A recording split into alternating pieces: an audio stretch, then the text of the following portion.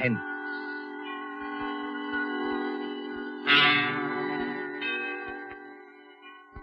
This is the Man in Black. Here again to introduce Columbia's program, Suspense. Two of Hollywood's most deft players are with us tonight.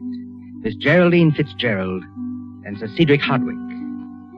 Miss Fitzgerald and Sir Cedric are here to match wits in a suspenseful tale by John Dixon Carr called Will You Walk Into My Parlor?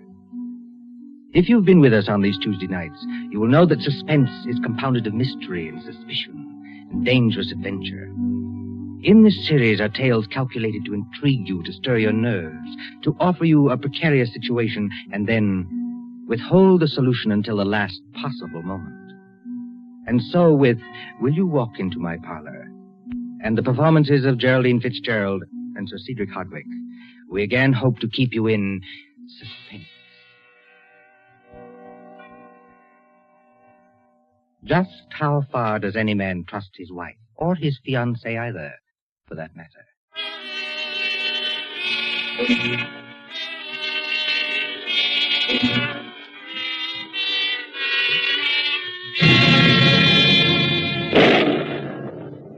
An English bazaar, a garden party in the grounds of Leighton Hall in Kent, one fine summer afternoon before the war. Leighton Hall is the home of Major and Mrs. Grant, always ready in the cause of charity. There's the stern red brick of the hall rising above oak trees. Against green lawns are the stalls and the swings and the roundabouts and the coconut shies.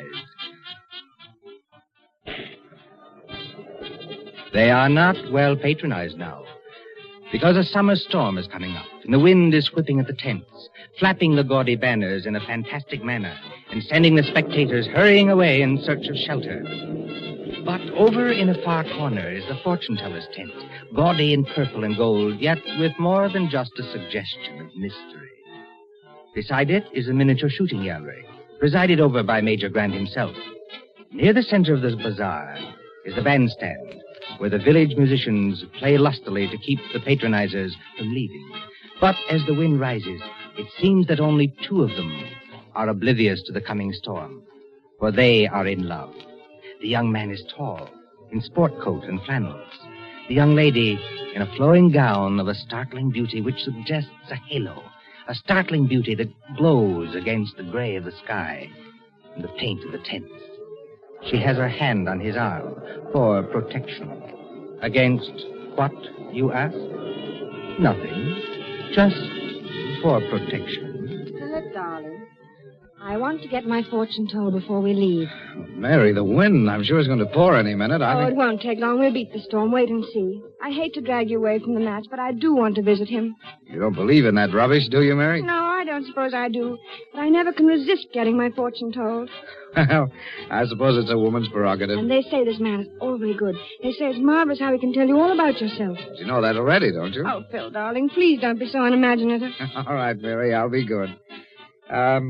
Who is the fortune teller, by the way? There's his sign on the tent, the great Omar, palmist and crystal gazer, sees all, knows all. No, I mean, who is he in real life? Friend of the Major's?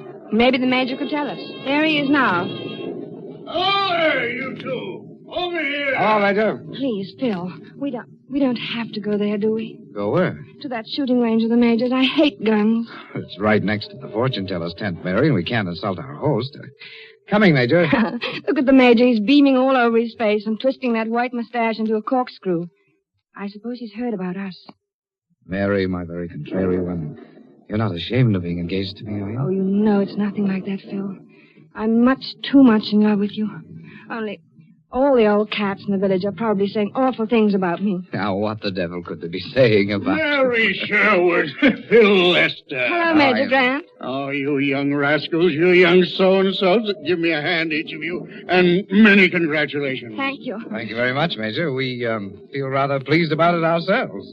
At least I do. And you, young woman, you come over here, and then you'll have every one of us Britishers at your feet. What do but snare a fellow American when he's helpless and away from home? And do I love being snared? Yes, old girl, it looks as though you had your man where you wanted him. Now tell me your secret. Are you a demon in disguise? Please, Major Grant. It's an awfully good disguise, if she is. Please, Major.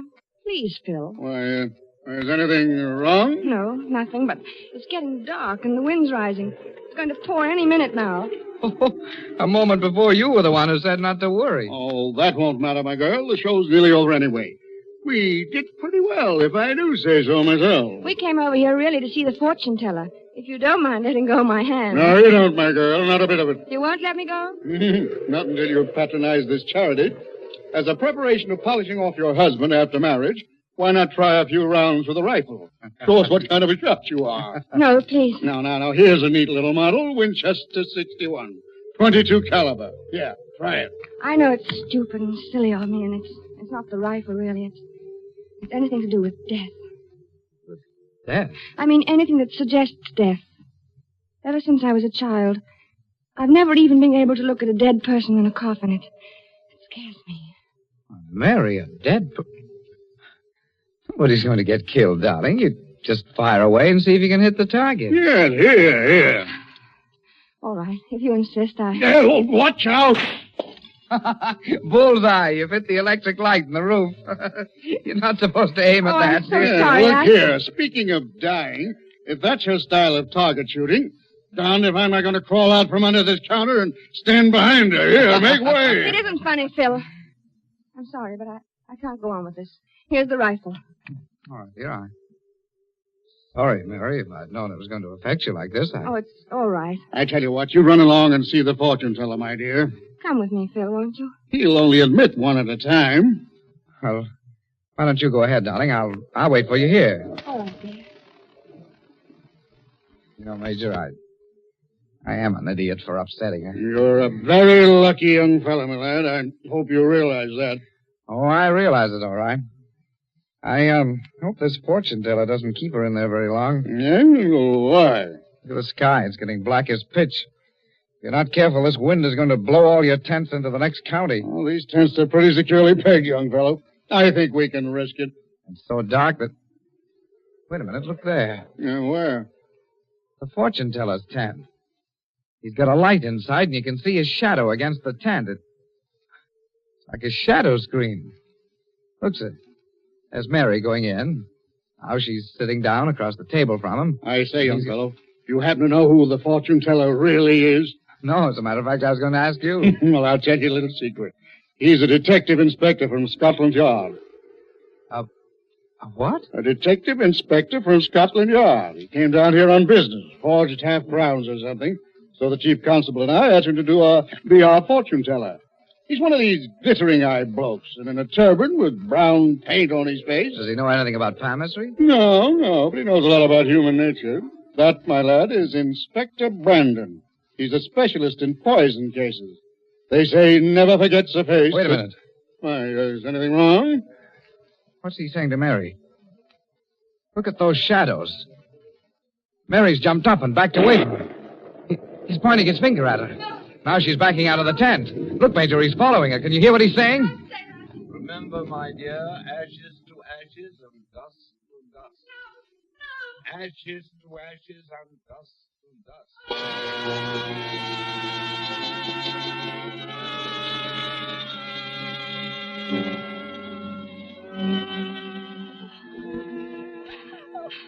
Mary, darling, get hold of yourself. Mary. Darling, you shouldn't get all upset over that fortune-telling lingo. What's wrong with you? What was he saying to you? Saying to me? Nothing at all, really. Only the usual thing about a happy life and a little illness, but nothing serious. Then why were you so frightened? Frightened? But I wasn't frightened. Oh, no, Mary. I'm sorry. I saw your shadow on the wall of that tent, and I heard you shrieking. I think I'll go in and get my fortune told and see what all this is about. Phil, you mustn't. Why not? I felt a drop of rain on my head. It's going to pour down in a second. Hadn't we better run for the house? Well, you go on up to the house, Mary. Oh, Phil, I don't want to be by myself. All right, then, dear. There's the Major. Here, give him this gun, will you? I'll be with you in a moment. I'm going to see that faker. Fortune teller. May I come in? You may. Please to enter. Thank you. Sit down in the chair opposite to me. First, tell me the date of your birth. then looked at the crystal on the table in front of you. Just a minute, Inspector Brandon. Do you mind if we drop the mumbo-jumbo? Well, as a matter of fact, I'd like to drop it. It's been a bit of a strain talking like Hamlet's ghost. well, what's on your mind? Well, maybe it's only the heat or my own nerves, but... What were you saying to Miss Sherwood? Miss who? The young lady who was just in here, my fiancée. What's wrong? Why did you jump like that? Did you say fiancé? Of course, why not? Now, look here, Mr... Oh, my name is Lester, Philip Lester. And what did you say her name is? Mary Sherwood. Here, what's all this mystery? Tell me, Mr. Lester, has she lived here in the village for very long? No, only about 6 months. And how long have you been engaged to her? Believe me, I have a reason for asking that. How long have you been engaged? Well, it'll be a week tomorrow, but... Week tomorrow? Has she by any chance invited you to dinner at her house tomorrow night? Dinner? Has she? Yes, as a matter of fact, she has, but I don't see... You know who this Mary Sherwood really is? No? Well, I'll tell you. She's... Inspector Brandon. Never stand with your shadow against the light. You're hit. Here, sir, let... Friend, I'm terribly sorry, but Phil shouldn't have given me this dreadful rifle to hold. All I did was touch the trigger by accident. I hope I haven't hit anything. In the quiet village of Sutton, later that same night, after the unfortunate accident that couldn't be helped, a rather white-faced young man, Philip Lester, slips down the road, pauses in front of the door to the inn, starts to enter, and then changes his mind. He looks over his shoulder and then walks around the building, being very careful to stay within its shadow. He slips in through the side door and makes sure that no one sees him as he makes his way quietly up the stairs to a darkened passageway outside the bedrooms, glances at the number on the first door, and then hurries down the hall. Stops in front of room 27. Yes? Come in. Inspector Brandon, I thought... Very quickly. Yes, sir. You're sitting up. And taking nourishment, thank you. Excuse me, Inspector, but I heard you were still unconscious and not expected to live. Yes, that was the report that I asked Dr. Stiles to give out. But why? I had my reasons, Mr. Lester. As you can see, fortunately, I was the recipient of only a flesh wound across the left shoulder. It bled a little, but not much. Then, Inspector, poor Mary's nearly frantic. She thinks she's killed you. Let me ring her up and... Stay away from that telephone. Why? Because I want to tell you a few things about Miss Mary Sherwood. In the first place, she isn't a miss. She's had 3 husbands already. What? All of whom died a violent death by poisoning. What are you trying to tell me? Now, just a moment before you lose your temper. 3 husbands and 1 fiancée whom she didn't bother to marry. First, the fiancé. They made mutual wills in each other's favor. Exactly a week after the engagement, following dinner at her house, this fellow was taken ill. He died before morning in tetanic convulsion. Inspector, that's ridiculous. Mary, why, she's so young and innocent. Young, perhaps, but... I don't believe it. Don't take my word for it. I've sent Sergeant Lambert to London for the file. You can see photographs and fingerprints. I still don't believe it. Then tell me, Mr. Lester. You're quite a wealthy man, aren't you? Yes, I'm fairly well off. Have you and this woman made a will in each other's favor? Mary wouldn't need to do that. She's got plenty of money and a collection of jewels worth I don't know how much. I quite agree, but you haven't answered my question. Have you made a will in each other's favor? Yes. Well, whose suggestion was that? Yours or hers? I don't remember. We started talking and agreed it would be a sensible idea. But it shocked you a little, didn't it? Now, you wondered why it was necessary. Inspector, a minute ago you were talking about photographs and fingerprints. Well? You don't mean Mary's been on trial? She has been on trial 3 times. Yes, 3 times, and under 3 different names. But she was acquitted. Yes, because she had a cast-down alibi. There, you see. Wait. She was acquitted simply because the prosecution couldn't show how the poison was administered.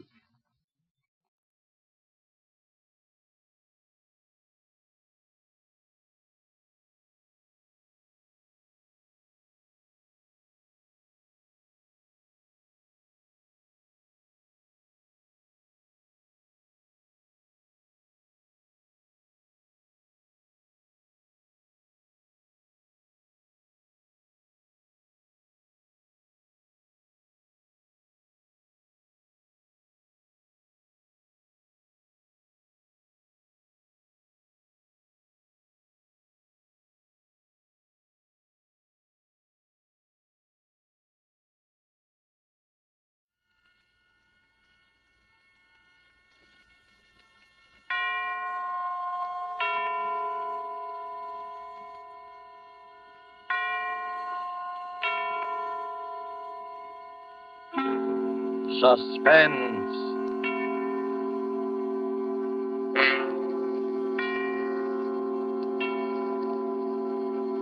This is the man in black, here again to introduce Columbia's program, Suspense. In our starring Hollywood cast tonight are Mr. John Sutton, who appears as a young English doctor, Jim Norwood, who knew a great deal more than he admitted concerning the strange events which we are about to relate, and Mr. George Zuko, who plays the village curate, the Reverend Arthur Morley. Our story, and it bears none but a coincidental resemblance to H.G. Wells' famous short novel, The Invisible Man, is by John Dixon Carr and is called The Man Without a Body, tonight's tale of suspense. If you have been with us on these Tuesday nights, you will know that suspense is compounded of mystery and suspicion and dangerous adventure. In this series are tales calculated to intrigue you. And so it is with The Man Without a Body and the performances of John Sutton and George Zuko. We again hope to keep you in suspense.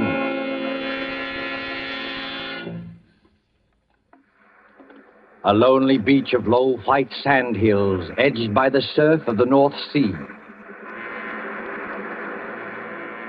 And back from the beach, drowsing as it has drowsed for 10 centuries, lies the village of Aldbridge in Suffolk. There is the seawall, now defaced by air raid shelters. And there are the rolling grain fields, the thatched white cottages, the spire of St. Luke's Church above the oak trees.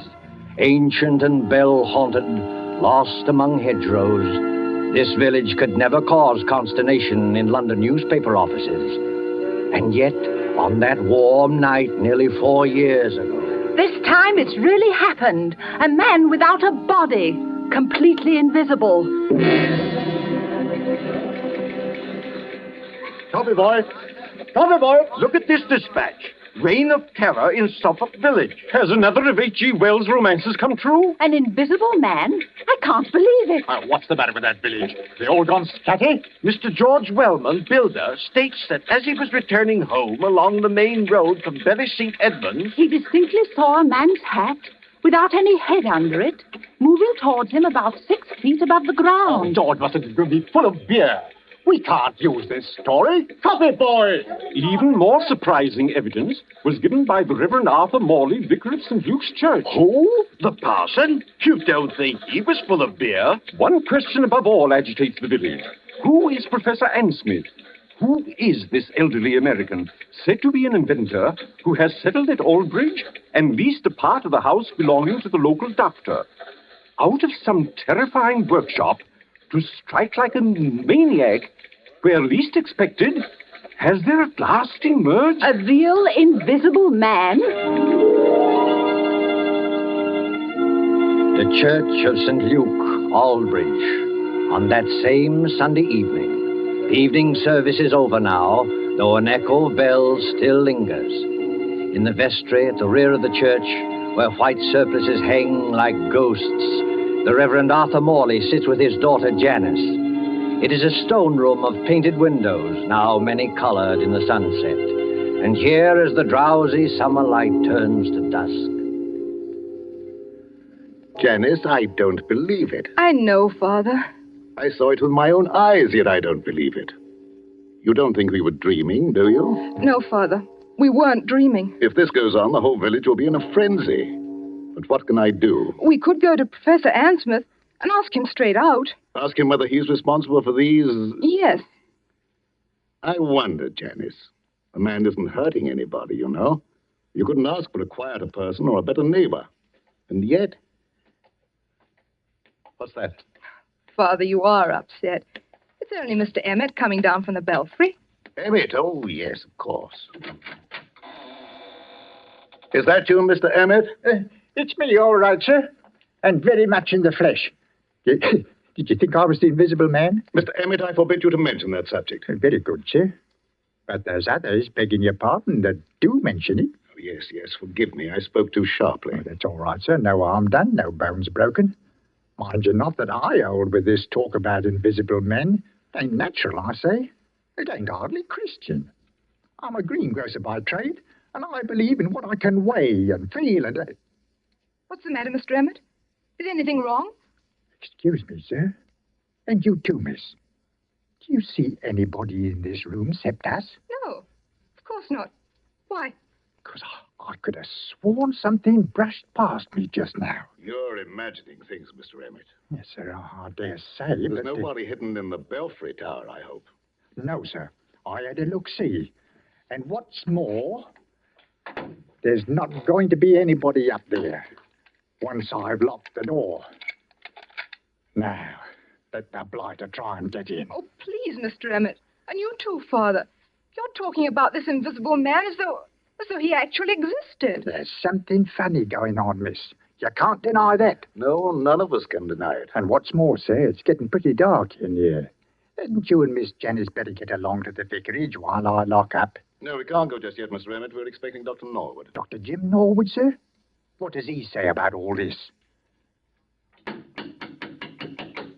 Oh, you might ask him yourself, Mr. Emmett. I think that's probably him now. Come in. The vestry door's not locked. Oh, hello, Padre. Hello, Janice. I'm sorry I'm late. Hello, Jim. You seem a good deal out of breath. I am out of breath, Janice, because there's blue blazes to pay down in the village. Not more trouble. Yes, I'm afraid so. They're holding a mass meeting at the Coach and Horses, and they're ready to murder Professor Ansmith. If this invisible man cuts any more capers, we may see a real old-fashioned lynching in an English village. Now, look here, my boy. This has got to stop. I know that, Padre, but how are we going to stop it? Sit down there, Jim, across the table from me. Yes, sir. First of all, what do you know about this Professor Ansmith? Nothing, sir. Nothing at all. But you rent part of your house to him. Oh, my dear Padre, that house is twice as big as I can possibly manage. I was only too glad to get a tenant. He gave you references, I imagine? Yes, but I didn't bother to check him. He's a quiet old boy. Pays his rent on the dot. Never does anything except read and go for long walks. Are you quite sure of that, Jim? The village has war nerves, that's all. With the camouflage aerodrome in the neighborhood, they're apt to imagine anything. True, perhaps, but... That talk about dynamos humming in the old boy's room and blue lights flashing is rubbish out of a sensational film. They imagine the whole thing. Finally, this crazy story about an invisible man playing the gramophone. Why, it's not a crazy story, Jim. Janice and I saw it happen. You what? Last night, about 9:30, Janice and I were out for a walk in the lane that runs past your house. On the way, we met Willie Kendrick, and he joined us. Well, sir? Listen, Jim. On that side of the house, there's a little square room with 2 windows and no furniture except a round table and a couple of chairs. Do you know the one we mean? Yes, of course. Professor Ansmith uses it. What about the room? It wasn't quite blackout time. The windows were up, the curtains weren't drawn, and the room was brightly lighted. On the table stood an old-fashioned gramophone with a horn and a crank handle. Beside it lay a pair of white cotton gloves, like gardener's gloves. The gramophone was playing away for dear life, but there was nobody in the room. Janice thought that was a bit odd, a gramophone going full tilt with nobody there, and called my attention to it. Just then, the gramophone started to run down. We could hear the record slow and go off key. As it did so... Well, sir, go on. As it did so, those white gloves got up off the table. Got up off the table? Got up off the table, took hold of the gramophone, and wound it up again. Mr. Emmett, what on earth are you doing?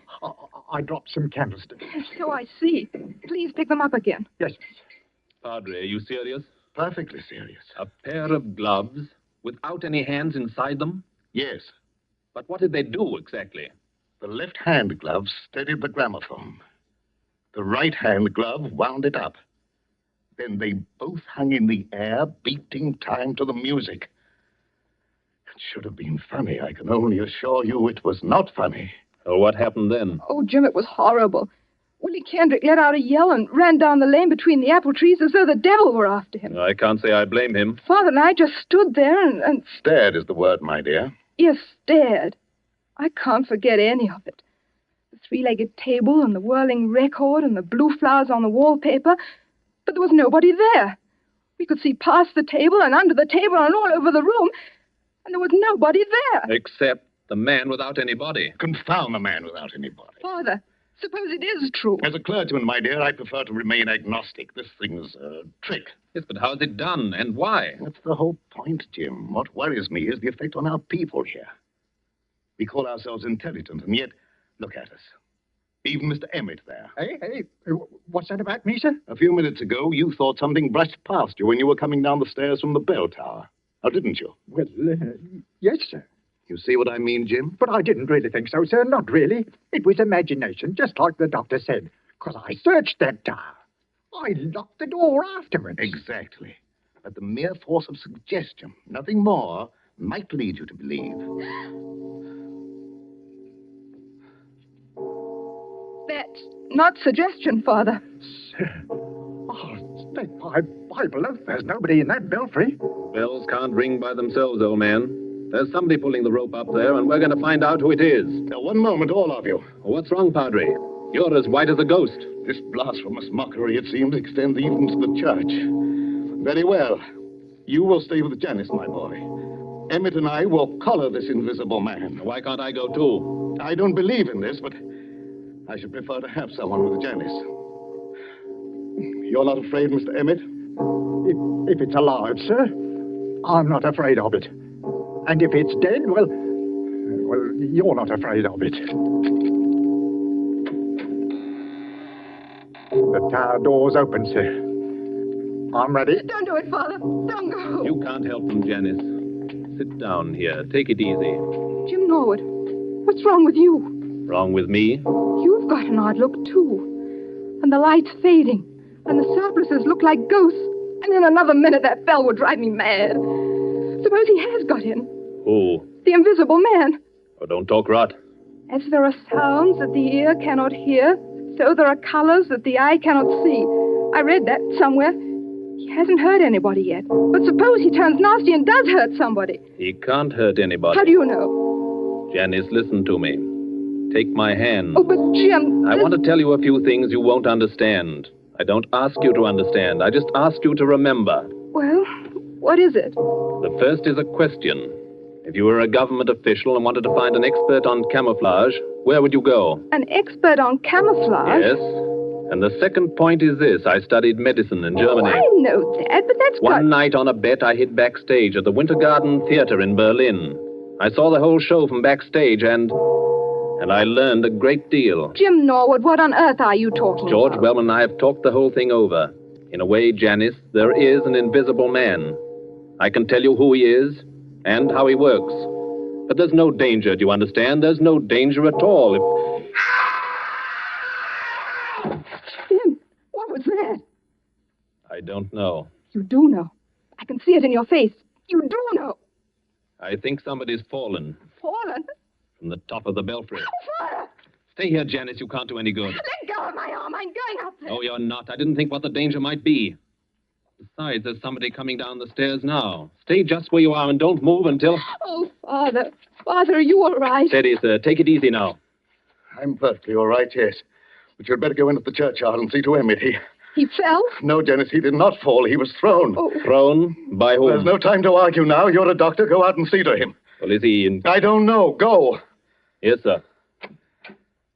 For I will work a deed in your days which ye will not believe, though it be told you. Janice, this is incredible. Why? You heard the bell ring. I saw it ring. Without anybody there? I was as close to that bell as I am to you now. No hand held the rope. There were no strings or wires or any tricks to make it move. Yet it clanged back and forth alone in the tower. And I thought I heard someone laugh. Laugh? Oh, don't take that too seriously. We were both overwrought, and the noise of the bell was deafening. What about Mr. Emmett? Emmett yelled some words I couldn't hear and lunged for the bell. Then something caught him. Something caught him and gave him a sledgehammer blow in the back. That belfry's nothing but open arches. You heard him scream.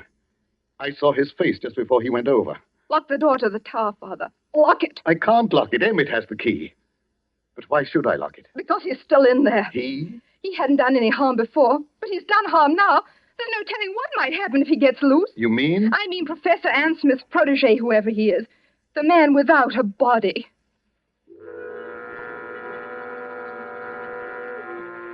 Under the red sunset, some quarter of a mile away, a grass-carpeted lane winds between rows of apple trees. The lane is dusky, though lights shine into it from the windows of a large stone house. Dr. Norwood's house beyond the apple trees. Up and down. Up and down, a shadowy figure is pacing. An elderly figure, a dejected figure, tall and frail as a shadow among shadows, muttering to itself, shaking its head, now and then raising one fist in bewilderment or anguish. Sometimes the light gleams on large spectacles and a kindly mouth. Up and down, endlessly up and down strides Professor Ansmith. I'm not guilty. I'm not guilty. How can I convince them that I'm not guilty? Who's there? I saw you dodge behind that tree. Stand out, sir. Did you call me Professor Ansmith? Yes, I did call you. Who are you? You probably won't recognize me, Professor Ansmith. Nevertheless, my friend, may I ask what your name is? My name is Wellman, Professor George Wellman. Wellman. I've heard that name. Maybe you have. I'm a builder by trade, and a great friend of Dr. Norwood's. Wait one moment. Aren't you the young man whose firm is putting up these air-raid shelters along the seawall and making such an unholy din with your riveting machines? That's me. And come to think of it, aren't you the one who first started this alarm about an invisible man? Yes, because I met him. You did not meet him, sir. This whole thesis is scientific nonsense, and I won't have it. You won't have what? I'm an old man, Mr. Wellman. I never did anybody the least harm. As God is my judge, I know nothing whatever about this... What's that? It looks like the vicar's car, Professor. You'd better stand back. This is a pretty narrow lane. Ansmith! Professor Ansmith! Yes, Mr. Morley, I hear you. We thought you'd better drive over here straight away. I think you've met my daughter. And, of course, you know Dr. Norwood. Yes, But there's no time for any social formalities.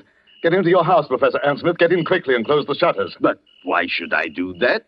Because there's a mob coming, sir, and we can't stop them. Hurry, do hurry. A mob coming here? Why? Haven't you heard the news? I've heard nothing, my friend. The only person I've seen has been that young man there who chews a toothpick and hides behind the trees. George Wellman? What on earth are you doing here? Watching, Janice. Watching and waiting, just as usual. Listen to me, Professor Ansmith.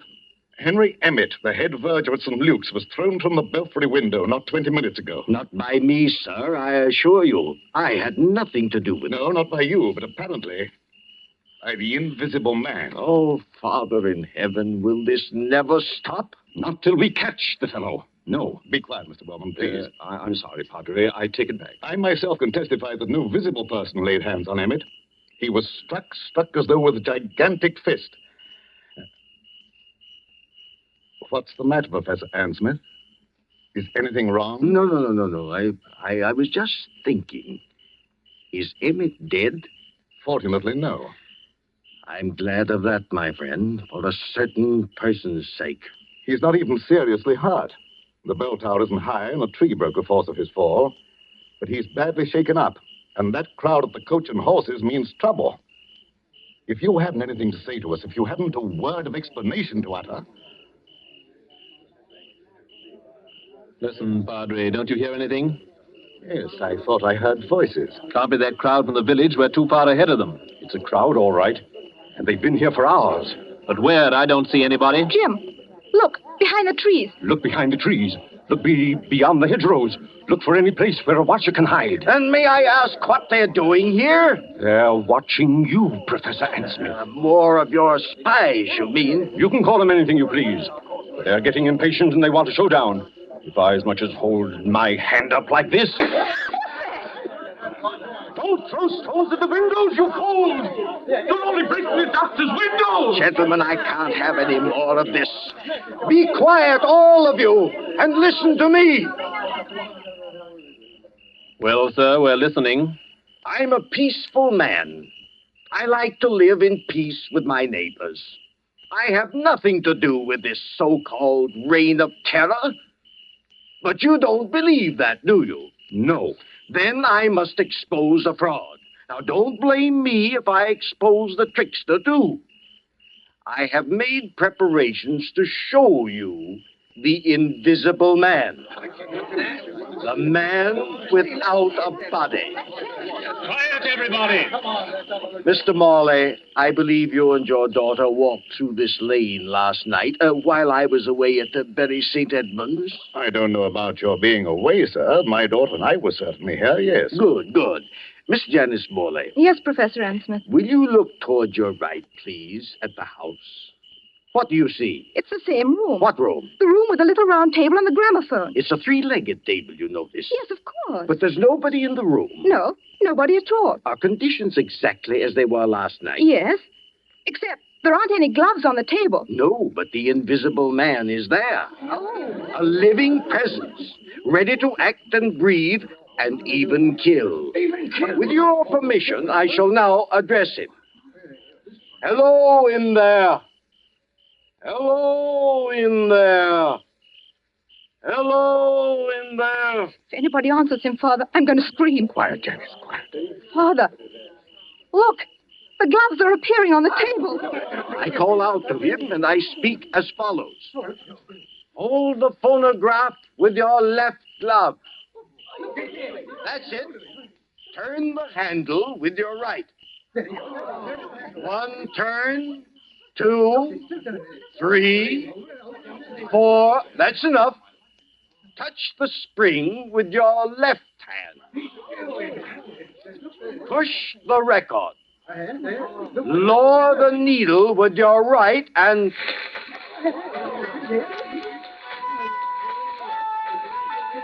Ladies and gentlemen, the Invisible Man. On the contrary, let them throw all they like. Aim at the table, my friend. Aim at the table. Why at the table? Because then they'll see the trick. I don't follow you. What trick? The trick of the looking glasses. There. You see now, my friend? I think I do. The legs of the table form a triangle with its point towards you. Panels of looking glass are fitted in the two sides facing you. What do you know about that? You think you can see under the table, but what you actually see are the side walls of the room reflected in those two mirrors. Oh, wait a minute. You mean... I mean that my old servant, hidden behind the mirrors, has just been working the gloves to a panel in the tabletop. It's a very old trick, first shown by Colonel Stadair at the London Polytechnic. And that's what happened last night? Yes. And you had nothing to do with it? Nothing whatever, nor had my servant. Then who did do it and why? What is the explanation of all this? Well, I can't tell you why. That's what beats me. But I can tell you everything else. This Invisible Man who's been scaring us all silly? My dear young lady, there's no Invisible Man. There never has been. I might believe that, Professor Ansmith, if I hadn't seen a church bell ringing where there was no hand to ring it. And poor old Emmett flung out of the tower as though a giant hand had got hold of him.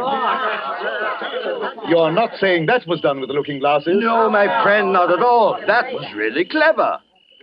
Strings? Wires? Ropes? No, they weren't necessary. But the thing's impossible. Oh, no. The same principle was used by my old friend J.N. Maskelyne to make mechanical figures work.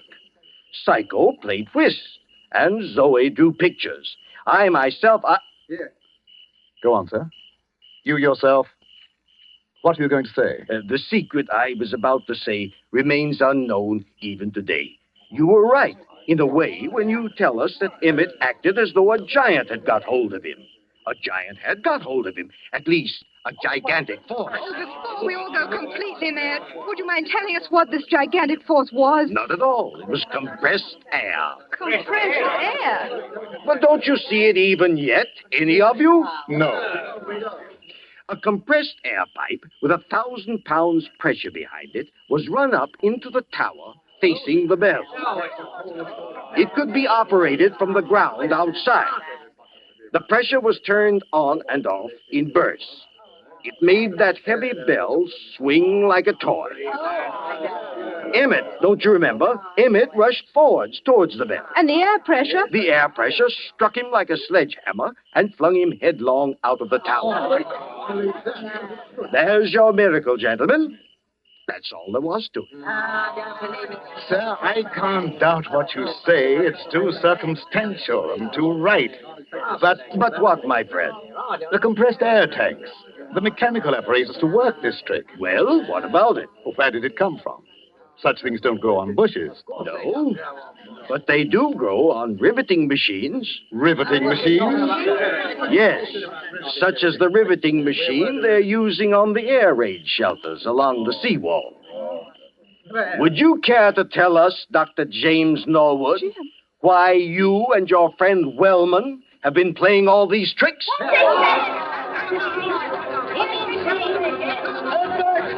All of you. Jim Norwood, is this true? Why, of course it's true, Mr. Morley. Don't be so gullible. Jim and George Wellman doing all this? I don't believe it. Take a look at their faces, young lady. Did you ever see a guiltier-looking pair? So we look guilty, do we? Frankly, you do. We played the whole game and convinced the village there was an invisible man. Is that it? Yes. You worked the glove trick in your own house. And Wellman worked the air trick with his own equipment. Everything else was nothing but a pack of lies and a lot of atmosphere. Playing conjurers and making a blasted hash of it. Is that all, Professor Ann Smith? Well, remember, you brought this on yourself. I didn't want to expose you. No, Professor. I bet you didn't. Easy, George. Take it easy. Jim, is this true? Before you start pitching into me, Janice, let me have my word first.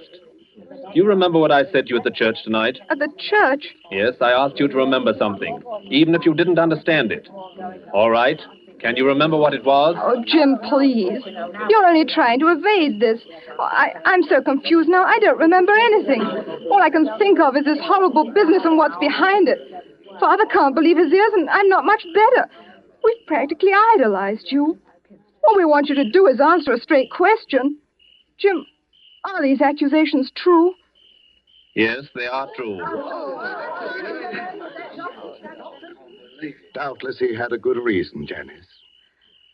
Doubtless he had a good reason. Yes, we had a good reason. The very best reason in the world. You had a good reason for scaring people half to death and trying to kill poor old Henry Emmett? We didn't mean any harm against Emmett. That was an accident. But you dare to defend yourself now? Yes, just that.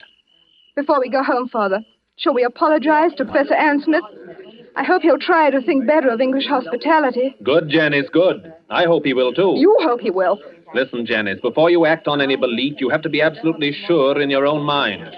George and I had to prove something, and now I'm glad to say we have proved it. Oh, I can't stand this any longer. If you have anything to say, go on and say it straight out. What was it you had to prove? We had to prove to our own satisfaction that this pretended American who calls himself Professor Ann Smith... Pretended American? Who calls himself Professor Ann Smith? We had to prove that this pretended American was no other than Karl Heinrich von Keist, the celebrated stage magician from the Winter Garden Theater in Berlin. What? Whose real job is to find the camouflage aerodrome near Bury St. Edmunds. No. He explained his own tricks very nicely, George. We'll swear out a warrant in the morning.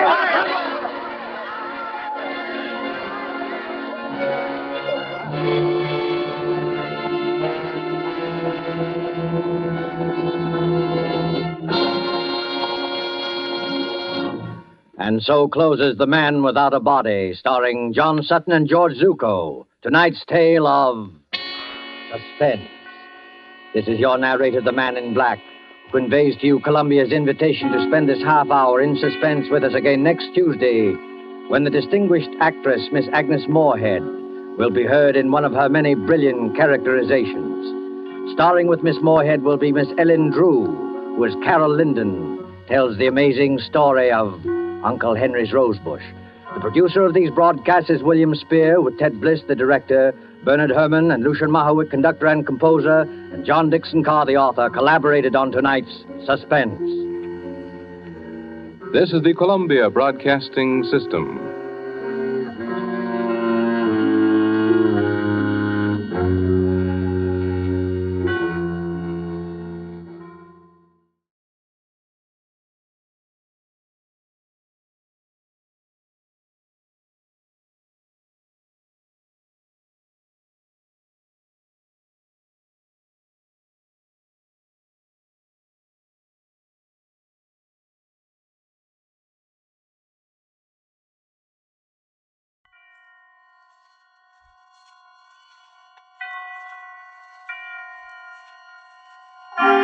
Suspense.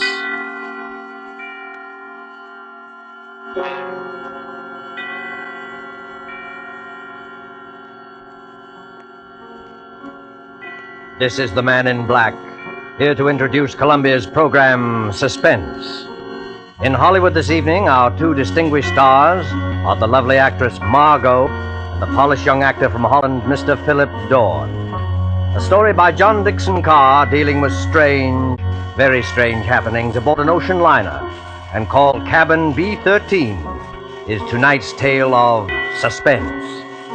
If you have been with us before, you will know that suspense is compounded of mystery and suspicion and dangerous adventure. In this series are tales calculated to intrigue you, to stir your nerves, to offer you a precarious situation and then withhold the solution until the last possible moment. And so with Cabin B-13, and with the performances of Margot as Anne Brewster and Philip Dorn as Dr. Karl Heinrich, we again hope to keep you in suspense.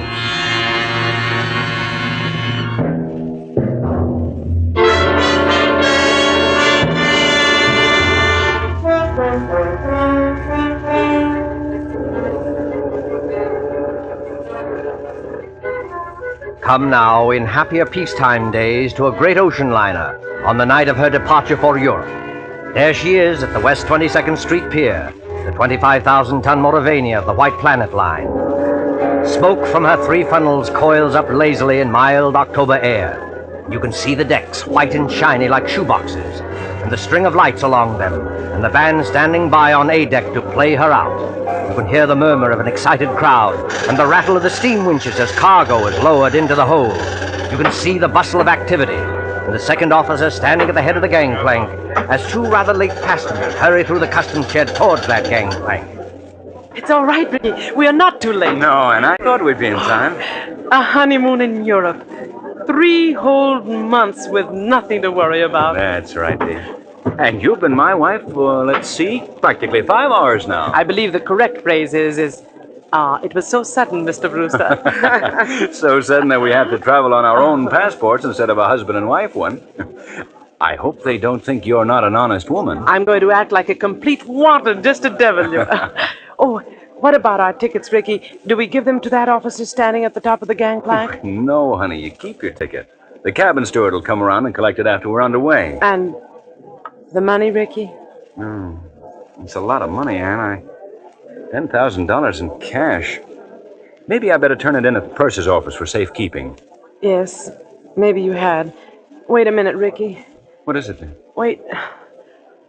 Do you mind if we stand here for a second before we go up the gangplank? Oh, what's the matter? You're not ill, are you? No, but getting over brain fever isn't any joke. Oh, I know, dear. You see, Ricky, I ought to be eager and excited like all those people up there, but suddenly you get fancies. Queer, sick fancies. Suddenly, right now, all I can think of is the night and the wind and all the black water in the dark. And that's exactly the kind of morbid fancy I'm trying to cure you of. I know, Ricky.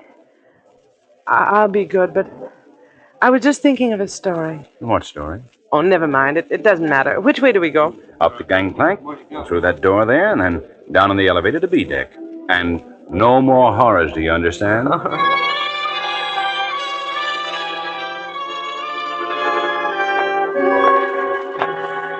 Here we are, Anne. B deck and cabin number...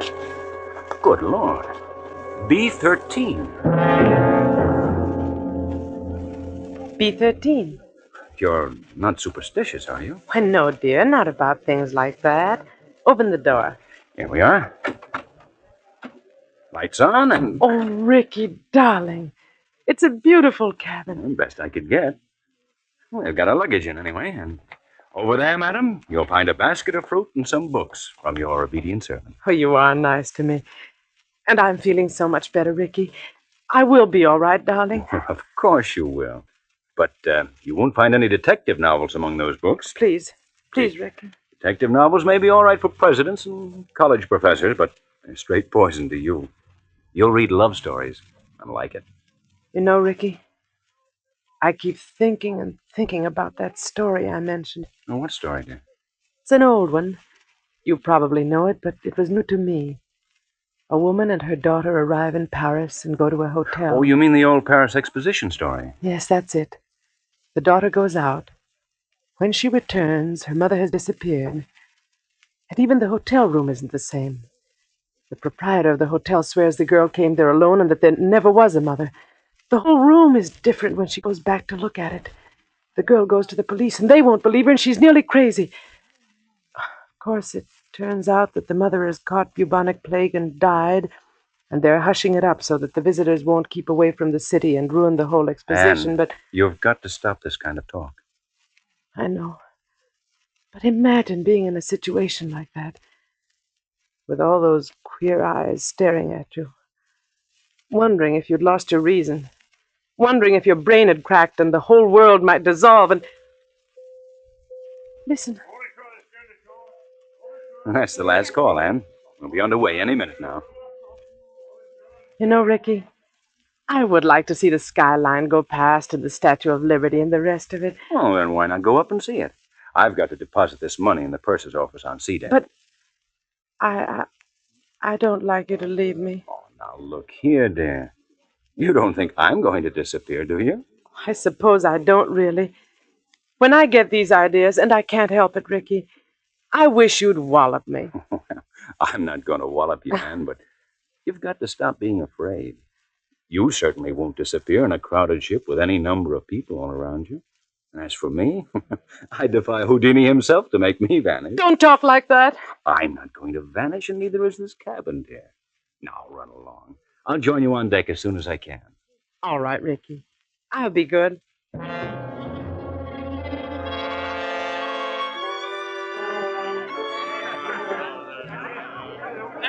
Gangplank! In with your gangplank!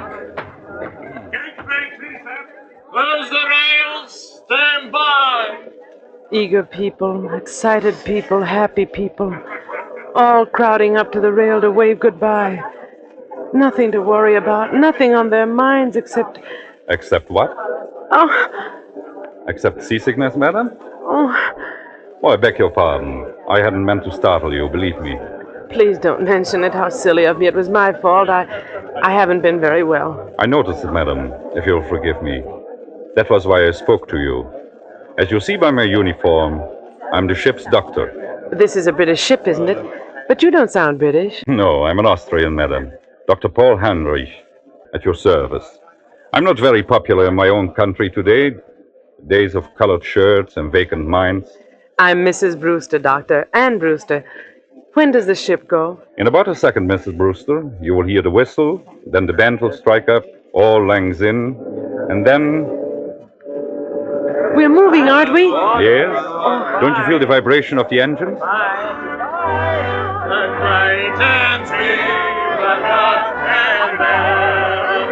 Goodbye, Tommy. Take care of yourself while I'm gone. Come on, dear. I'll see you at Christmas.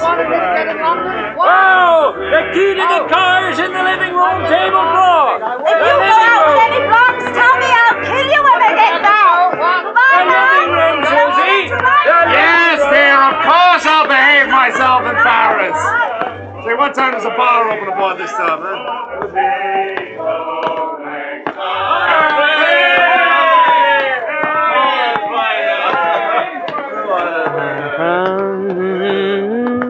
I imagine this is not your first crossing, madam. Oh, I'm afraid it is, Dr. Heinrich. My husband's crossed many times, he tells me, but not on this ship. Well, then I hope you're a good sailor. Why, Dr. Heinrich? Well, because we'll run into some very dirty weather once we are out at sea. October is a very bad month for traveling. Well, if I do get seasick, Doctor, I'll rush straight to you, and I'll expect to be cured. Let me tell you a secret, madam. There are two common ailments for which medical science has no cure. One is ordinary seasickness, and the other is hangover. Tomorrow morning I shall be dealing with both. And enjoying it? Oh, no. Sympathizing with it. That's all I can do. How do you like the Mauravania? Oh, it's a magnificent ship from what I've seen of it. And you know they've given us a very nice cabin down on B deck, B13. What's the matter? Why are you looking at me like that? I beg your pardon. Did you say B13? Yes. Why not? You're quite sure of that, madam? Why, yes, of course I'm sure of it. I saw the number on the door. Why not? Well, because Go on, Dr. Heinrich. Because there's no such cabin aboard a ship. I'm not joking, Mrs. Brewster. You see, some people are superstitious. Many ships, like this one, omit number 13 on each deck. You must have been mistaken. What are you trying to tell me?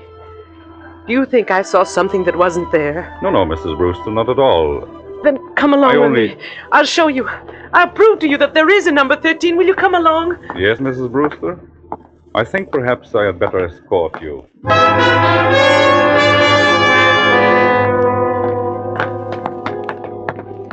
Stewardess! Yes, miss. Yes, ma'am. Come in straight away. Tell me, stewardess, this is B deck, isn't it? B deck, ma'am? Oh, yes, ma'am. No doubt about that. Dr. Heinrich and I have been all over this part of the ship looking for cabin number 13, but we don't... I've been trying to convince this lady stewardess that there's no such cabin number 13 on this ship. Why, there sure to heaven isn't, ma'am, and never has been. I've served aboard the Mauravania a matter of 8 years, and I ought to know. But I tell you, I saw it. I was in there. It was a big cabin with a private bathroom attached. The walls were paneled in light oak, and the furniture was rosewood and yellow satin, and the portholes were like real windows. No, that's not much good, ma'am. No, I'm afraid not. Most of the cabins hereabouts look like that. May I ask you, what name was the cabin booked in? Brewster, naturally. Mr. and Mrs. Richard E. Brewster. Here, let's have a look on my list. No, there's no Brewster here, ma'am. I tell you, I was in there. They even delivered the luggage. I saw it. Excuse me, ma'am, but I had a look-see in all the cabins I'm in charge of, just to see if the passengers wanted anything. And I don't remember any luggage with a Brewster label on it. Wait a minute. There may be a partial explanation of this. Ah, you see, that's better, Mrs. Brewster. I was hoping you might find one. Ricky, that's my husband. Ricky and I have only been married a very short time, and when my maid printed the baggage labels, she must have made them out in my maiden name. I never noticed at the time. Oh, what name might that be, ma'am? Thornton. Anne-Marie Thornton. Oh, Lord, miss. Now, why couldn't you have said that before? I remember it well. 2 silk cases and a little trunk. They're in B16 now. Where's B16? Right behind you, miss.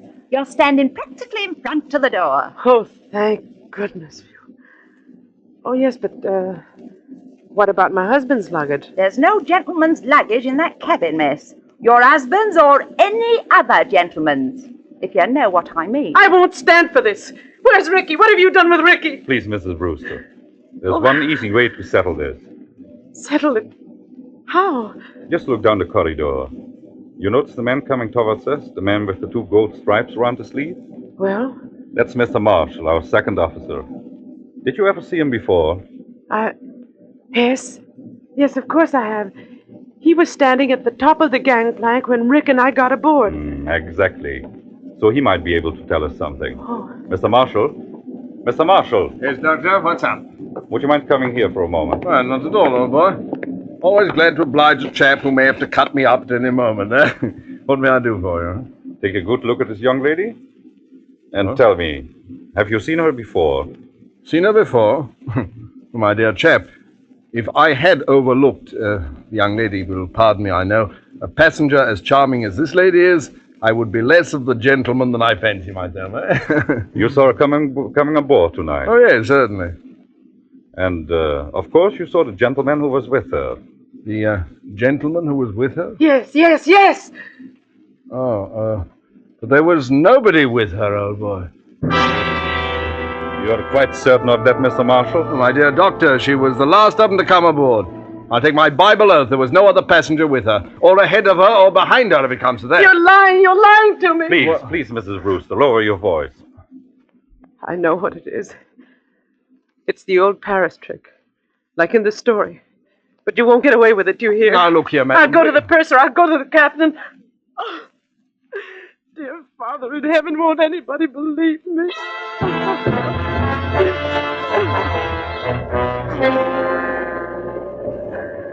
Later that night, in the captain's room just abaft the bridge, there is a conference of ship's officers.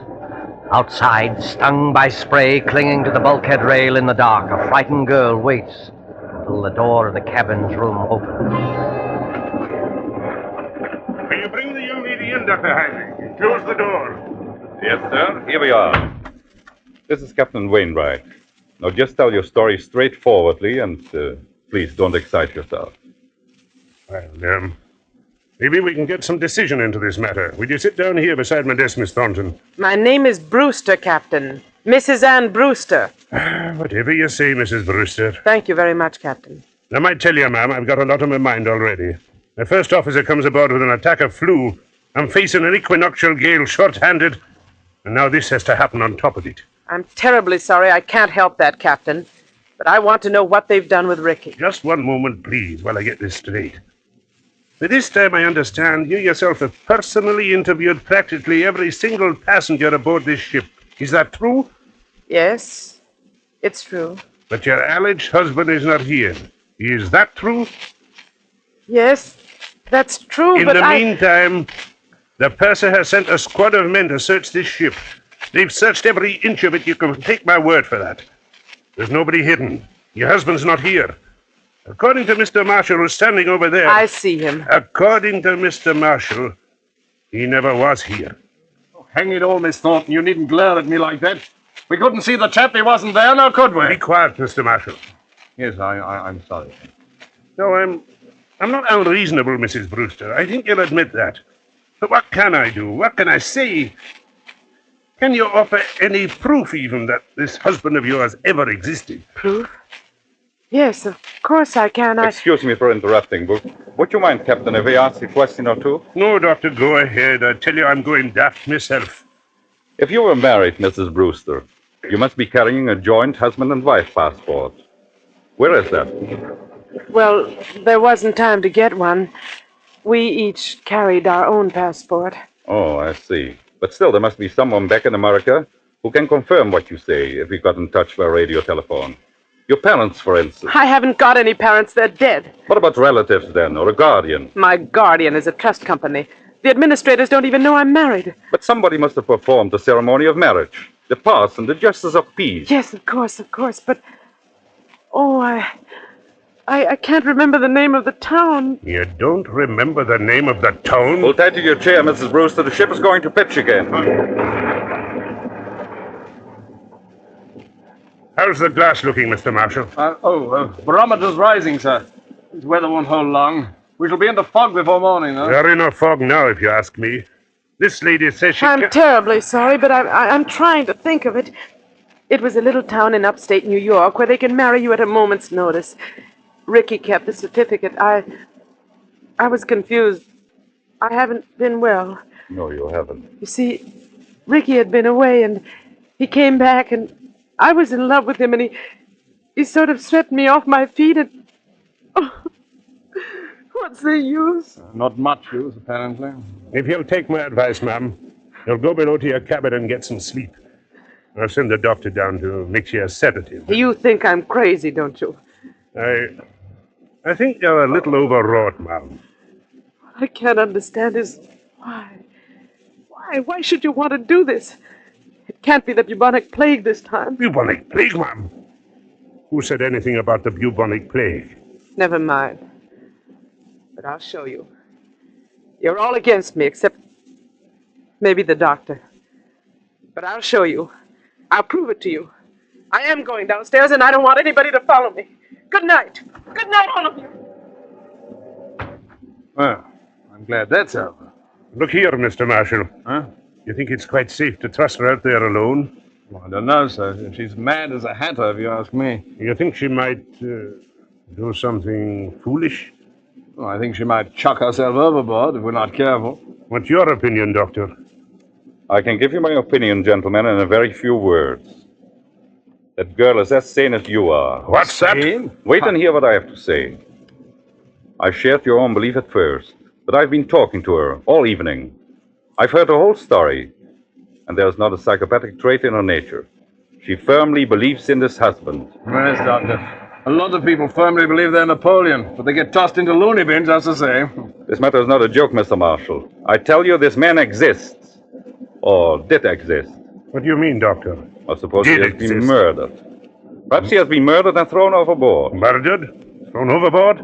If you remember, Richard Brewster was carrying a very large sum of money in cash. His wife's wedding gifts. Practically all her inheritance. He meant to go to the purser's office, but he never got there. That money might have been a great temptation. To whom? To a stewardess, perhaps, or even to a ship's officer. Just exactly what are you getting at? Well, numbers on doors can be changed easily enough. Just print a small card and put it on the metal slot on the door. I still want to know what you're driving at. If you use your intelligence, gentlemen, I think you will understand how a man can be made to vanish into thin air. And why Mr. Marshall saw never another passenger. You still don't see it? No, I do not. Well, then listen, and I'll explain exactly how a situation like this...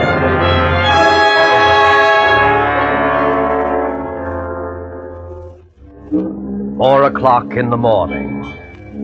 4 o'clock, the hour of suicides and bad dreams.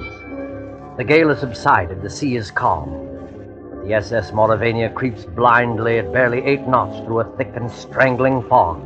The whole ship is dark and sealed up in sleep. There's no sound in all that mournful dimness, except when the foghorn cries out a warning overhead. Even cabin B-16 is dark.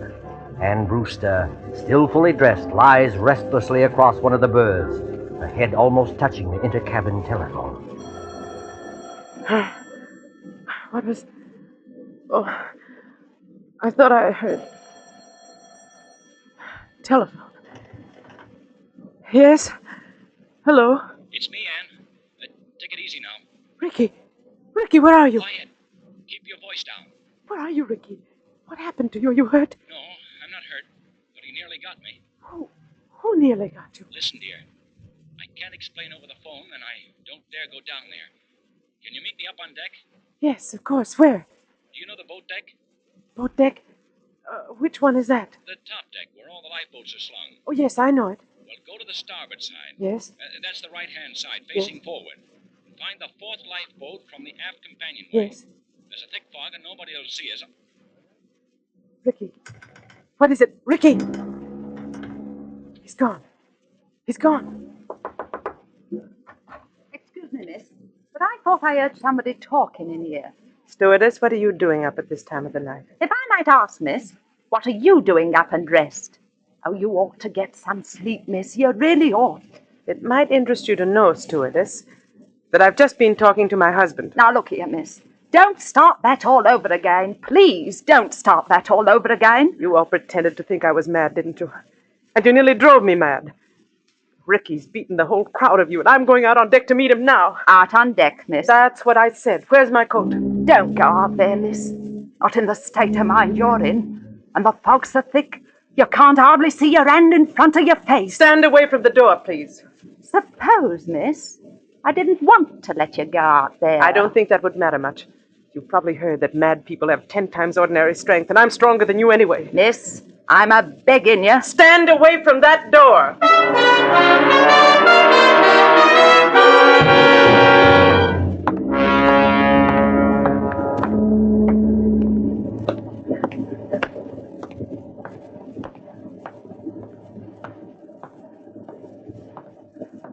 1, 2, 3rd. Anne, is that you? Yes. Ricky. Ricky, darling, where are you? Here, duck your head under the lifeboat. You take my hand. But isn't it horribly dangerous out there on the edge? There's no railing along the side of the ship. Don't worry, Anne. I won't let you fall. Look out! Oh, went overboard here. We're well aft near the propellers. The suction would carry into the propeller blades and... Listen. I can't hear anything except the foghorn. Yeah, but I can. Somebody walking along the deck. And I can see a flashlight moving in the fog. You're quite right, my friend. You can see a flashlight moving in the fog. Dr. Heinrich, what are you doing here? At the moment, young lady, I'm covering both of you with a revolver. Please don't move. So, you were in the conspiracy, Dr. Heinrich. May I ask you what conspiracy? The whole ship's conspiracy to say Richard Brewster didn't exist. My dear young lady, you can set your mind at rest. There never was any ship's conspiracy against you. The people you spoke to were perfectly honest. Including Mr. Marshall, I suppose. Yes, including Mr. Marshall. And what is this all Stand back there. I suppose he was telling the truth when he said nobody came up the gangplank before or after me. I beg your pardon. That was not what he said. He said no passenger came up the gangplank at this time. Well, what's the difference? A great crime is arranged for tonight, young lady. No less a crime than murder. Murder? Who's going to be murdered? You are. What? That, I repeat, is a scheme. But there is no conspiracy and only one criminal. And who is the criminal? The criminal is the man standing beside you. Your so-called husband. Ricky? You don't know what you're saying. I think I do. Marshall, of course, did see someone walk up the gangplank, loitering behind you. But he never dreamt of associating that person in any way with you. He saw a ship's officer returning from shore leave in civilian clothes. A ship's officer? Yes. That man you call your husband, his name isn't Richard Brewster. His real name is Blaney. And he's the first officer of the Mauravania. Are you trying to tell me the captain that can identify him. He's actually British, though he can fake an American accent very well. He has already got a wife in England, and he is planning to join her with the $10,000 he got from you. I don't believe it. I don't. Ricky, why don't you say something? Oh, he planned it very cleverly, I must admit. He never let you know he was ship's officer, did he? He's been away for some time, naturally, so he persuaded you to marry him in a hurry. Ricky, is this true? He has the money, you see. All he did was hang a dummy number on the cabin door, remove it later, put on his uniform, and walk away with his own luggage. But Captain Wainwright told us that the first officer had come aboard tonight with... With a bad attack of flu, yes. Our friend couldn't be seen in public until after he disposed of you. The best thing was to convince everybody you were insane, as he did. Then, when you went overboard tonight... They would all believe it was suicide. Exactly. But I began to suspect this Brewster, because you quoted him as telling such an obvious lie. He said he had never traveled in the Mauravania, yet he could direct you all over the ship, and even knew where the purser's office was. So I went to his cabin, found it empty, searched, and found your $10,000. Put it on, you fool, put it on! He's overboard! You shot him! You shot him! Your shots, my dear, never touched him. Never touched him? No. The weight of the iron carried him over backwards when he lifted it. It was the weight he was going to use to sink your body. Ricky! The propellers! The ship's propellers! Yes, they suck you under. Oh, Doctor. Doctor, I can't stand this. It won't be easy, my dear. It won't be easy, I know, but believe me, this way is better.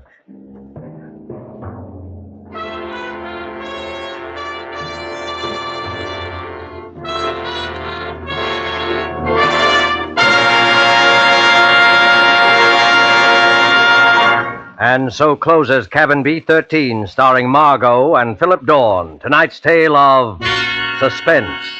With our two stars tonight were Dennis Hoy as Captain Wainwright and William Johnstone as Ricky Brewster.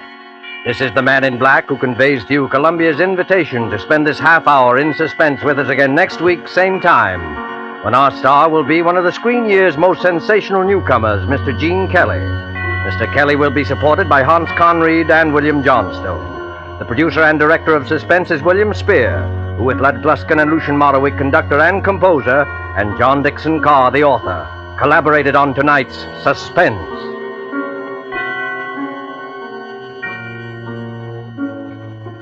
Suspense fans, please note that these programs will shortly move to different days of the week.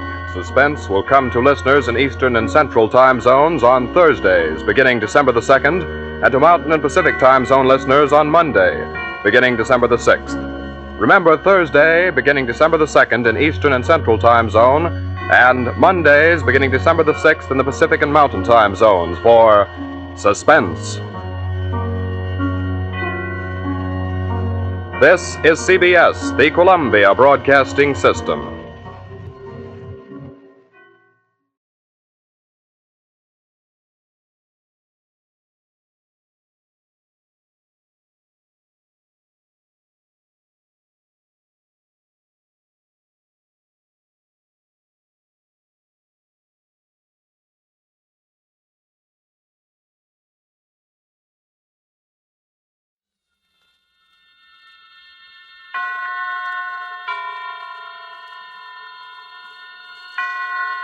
Roma Wines presents Suspense.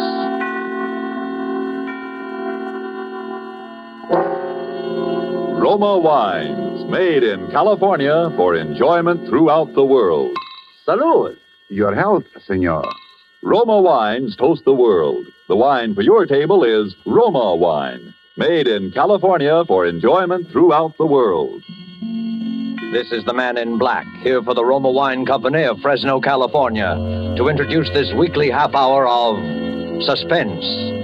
Tonight from Hollywood, Roma Wines bring you Joseph Cotton in a suspense play called Sneak Preview, which tells of a rather remarkable adventure experienced by that noted director of screen thrillers, Frank Henderson. And so, with Mr. Henderson's by far stranger-than-fiction story, as related and enacted by Joseph Cotton, we again hope to keep you in suspense. Go ahead, please, Mr. Henderson. This all began, you say, 2 weeks ago? Yes, that's right. I just finished the final cutting and dubbing on my newest picture, Escape to Destiny. Think you'll like it, by the way. Lou Ellis says... Yes, go on. Well, I took the film east with me, and the first day I got there, we ran it in the projection room for a few of the boys in the New York office. They seemed to like it pretty well. Ruth, now that it's all over, and we're safe, Yes? well, there's one thing that still worries me. What's that? It's... Ruth, will you marry me? Darling, that's the one thing I've known the answer to from the very beginning.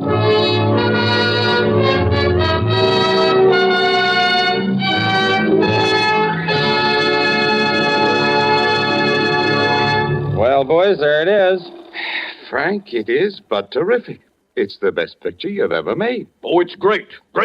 Hitchcock will absolutely quit. No kidding, you really think so? I do, Frank, honestly. I think it even tops Perilous Journey. Definitely. And it's solid box office, Frank. Solid. Well, it's all yours, boys. I can't think of anything more to do to it. We might lighten the music a little under that scene of the wine fellas. I'll get it.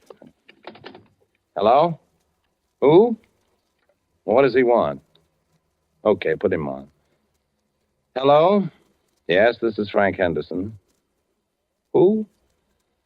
I don't think I know any Captain McNeil. Oh, well, may I ask why the chief of the Security Bureau wants to... I hope there's nothing wrong. I see. All right, I'll be there. Who was it, Frank? Somebody at police headquarters. Police headquarters? What does he want? That's what I'd like to know.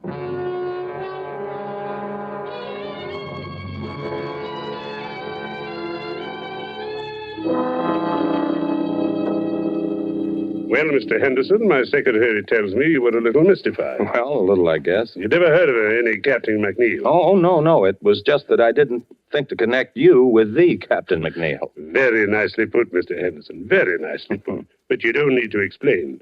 There aren't so many people as you'd think who'd ever heard of any Captain McNeil. An undercover agent isn't very much good if everybody knows him. No, is he? I guess not. Mr. Henderson, when I heard you were going to be in New York, I just couldn't resist meeting you. You see, Mr. Henderson, I'm probably your greatest living admirer. Well, thank you. I guess I've seen every picture of yours since the first one you directed, most of them 3 or 4 times. I'll have to remember you in my will. You know, you'd have made a first-class professional detective. I'm not so sure about that. There's a lot of difference between fact and fiction, I guess. Not so much. I've always followed the reasoning in your pictures with complete agreement. Well, I'm glad to hear that. Yes, but with one exception. Huh? What was that? I couldn't go along with you there. It was in your 5th picture, Murder in the Morning. You remember near the end of the picture where the killer has the detective and his pal at gunpoint in an empty room? I remember.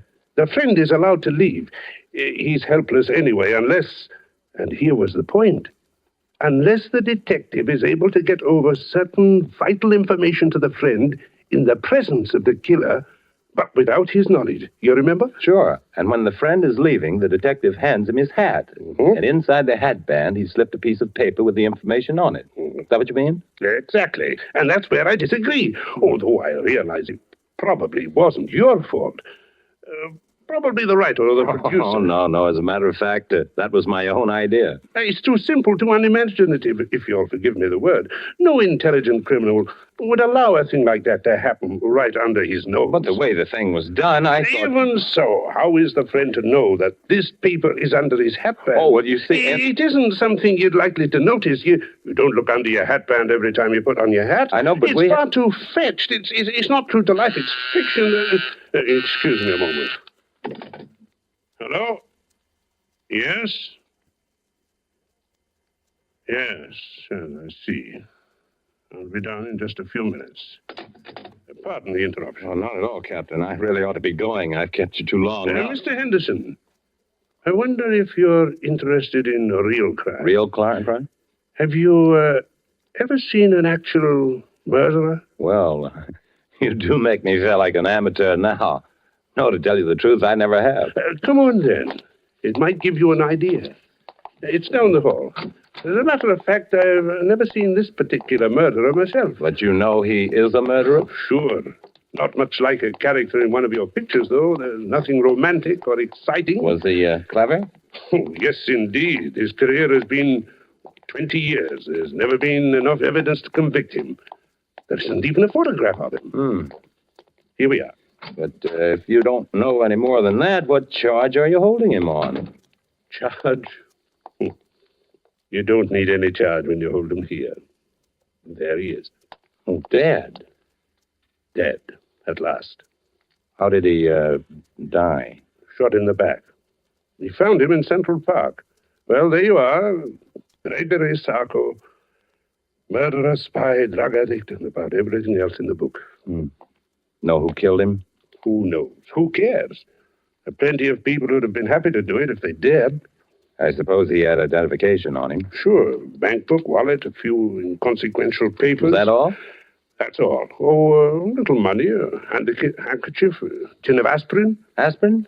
Sure. Criminals have headaches just like other people. It was aspirin, I suppose.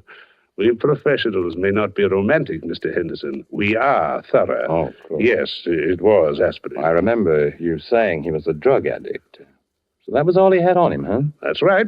Nothing very sensational or exciting. No clues. Oh, what about that bank book? Was it in his own name? Oh, he had a lot of names. Gregory Sarko was the one in the bank book.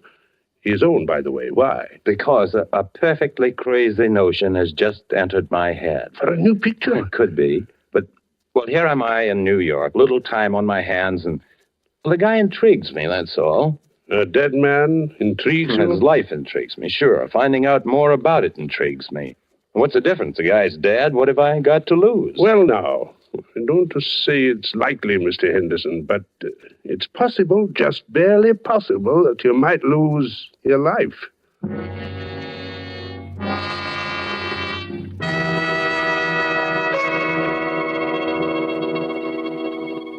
To change from a mood of suspense to one of carefree gaiety, let us wish ourselves away to Havana, Cuba, seated at a table in the fashionable Hotel Nacional de Cuba.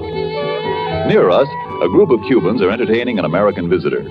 Our American has just remarked that in point of great enjoyment, the Cuban rumba is one of America's most delighting imported dances. And then, raising his wine glass, the Cuban host responds, "Then we have perhaps discharged some part of our debt to you Americans for this wonderful tasting wine that gives us such great enjoyment. It is wine that Cuba imports from your faraway California. It is Roma wine. Americans didn't have to wait for wine connoisseurs of other lands to discover the greatness of California's wine districts, the superb quality of Roma California wines. So many millions made this discovery for themselves that Roma wines have long been America's largest selling wines. But these millions discovered something more. In Roma wines, they discovered an easy, inexpensive way to increase the delights of daily living. Yes, millions have discovered that Roma wines is a beverage on the table, and when used in entertaining, add charm of a special and wholesome kind. I told you Roma wines cost little. That's because here in America you pay no high import duty, no expensive shipping charges. Too, Roma wines are made in Roma's own wineries in the heart of choice California vineyard districts. So cost to you is only pennies a glass for R-O-M-A, Roma wines, made in California for enjoyment throughout the world. And now it is with pleasure that we bring back to our soundstage Joseph Cotton as movie director Frank Henderson and Robert L. Richards' sneak preview, a tale well calculated to keep you in suspense.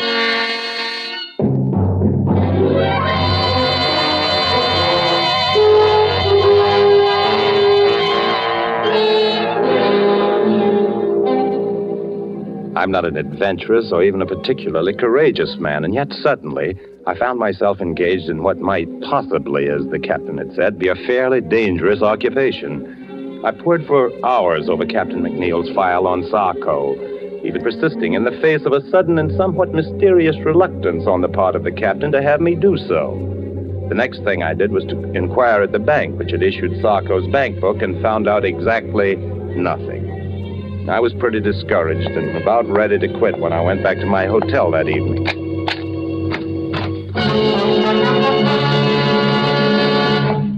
Would you mind closing the door, please? Thank you, Mr. Henderson. My name is Edwards. How do you say? What's the big idea? No, Mr. Henderson. Keep away from the telephone, please. Are you threatening me with that gun? I regret it, Mr. Henderson. I deeply regret it, but unfortunately I cannot deny it. Listen, this whole thing is ridiculous and melodramatic. Mr. Henderson, why are you so interested in Gregory Sarko? Sarko? Yes, Sarko. Just what, if you will forgive a B-picture expression, is your racket? Racket? Oh, no, Mr. Henderson. I just like to make money, that's all. Look, Mr. Edwards, or whatever your name is, if it's any of your business, and I don't see that it is, my interest in Sarko is simple curiosity. I was talking with a Captain McNeil at police headquarters. He showed me his file on Sarko. Of that much I'm quite aware, sir. Well, if you know so much, what are you doing up here acting like a suspense radio character? It may sound silly to you, but it was just that I'd never seen a murderer before, alive or dead, and when I saw Sarko's body at police headquarters, I got interested. Mr. Henderson, would you mind repeating that? I said I got interested. No, you said you actually saw the body of Sarko? Sure. What's so terrific about that? Did you see his face? Of course. What did he look like? Iron gray hair, dark eyes. Yes. Mr. Henderson, we simply must reach an understanding. You've no idea what possibilities this opens for me. Well, I'm no mind reader. Mr. Henderson, may I have your word that you will do nothing unreasonable if I put away this gun? Okay. Thank you. I must administer my eye drops. My eyes are very bad. Perhaps you've noticed. I thought you might have a cold. No, nothing so simple, unfortunately. Congenital weakness. There we are. Now, Mr. Henderson, my interest in all this is very sordid, I'm afraid. Money, to the extent of, shall we say, $300,000. Oh, nice tidy little sum. Half of that sum could be yours, Mr. Henderson. You'll forgive me if I don't jump at such a handsome offer without knowing a little more about it. I might have realized, I suppose, that mere lucre was not paramount to one of your position. Let's leave paramount out of this. Yes. But, Mr. Henderson, it so happens that I can put you in the way of quite a bit of rather special information about Sarko. I shall write several of them down for you here. That's just fine. Write several of what down? Names, addresses, places where you can discover what you want to know. Okay, what's the catch? Mr. Henderson, you must trust me. What do you want? I want very little. But when you've seen these people, and when what they tell you suggests that there is still more to know, come to see me. I've written that address down, too. Good night, and good hunting.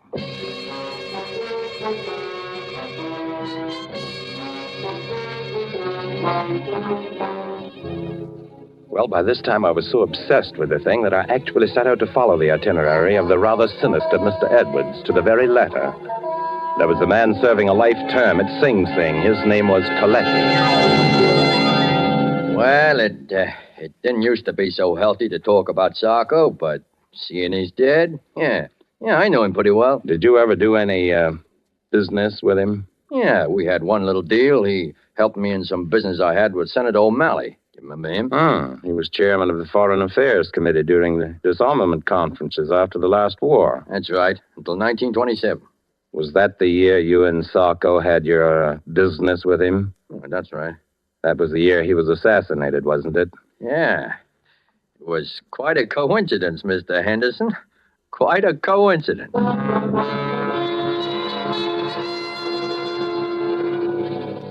Sarko, huh? I just hope he didn't die easy. I don't think he did from the looks of him. Maybe there is some justice after all. Are you quite sure he was a drug addict? Huh. How do you think I first learned to take this stuff? At the convent?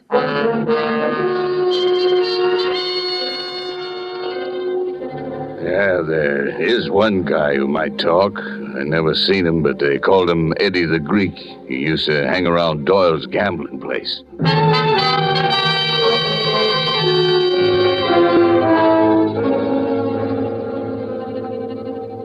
Oh, you see, Mr. Henderson, it all turned out rather well from your point of view, didn't it? In a way. But there are a few little pieces of the picture still missing, eh? You see, that's why I dared hope that you'd come back to see me. That's fine. What about Eddie the Greek?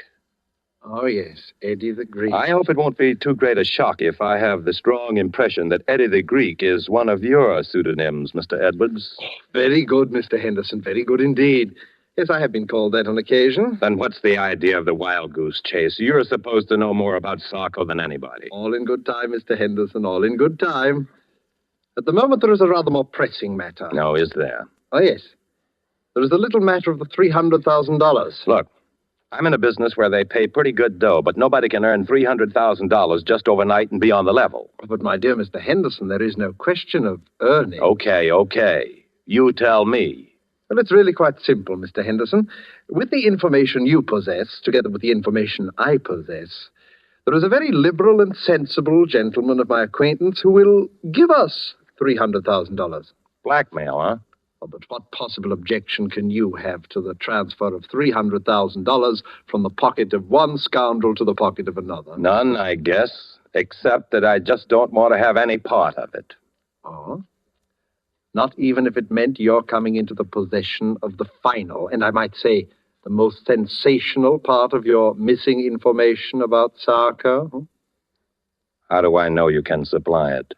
Oh, I have something here at my desk which I think you might consider sufficient proof. Oh, yes, here it is.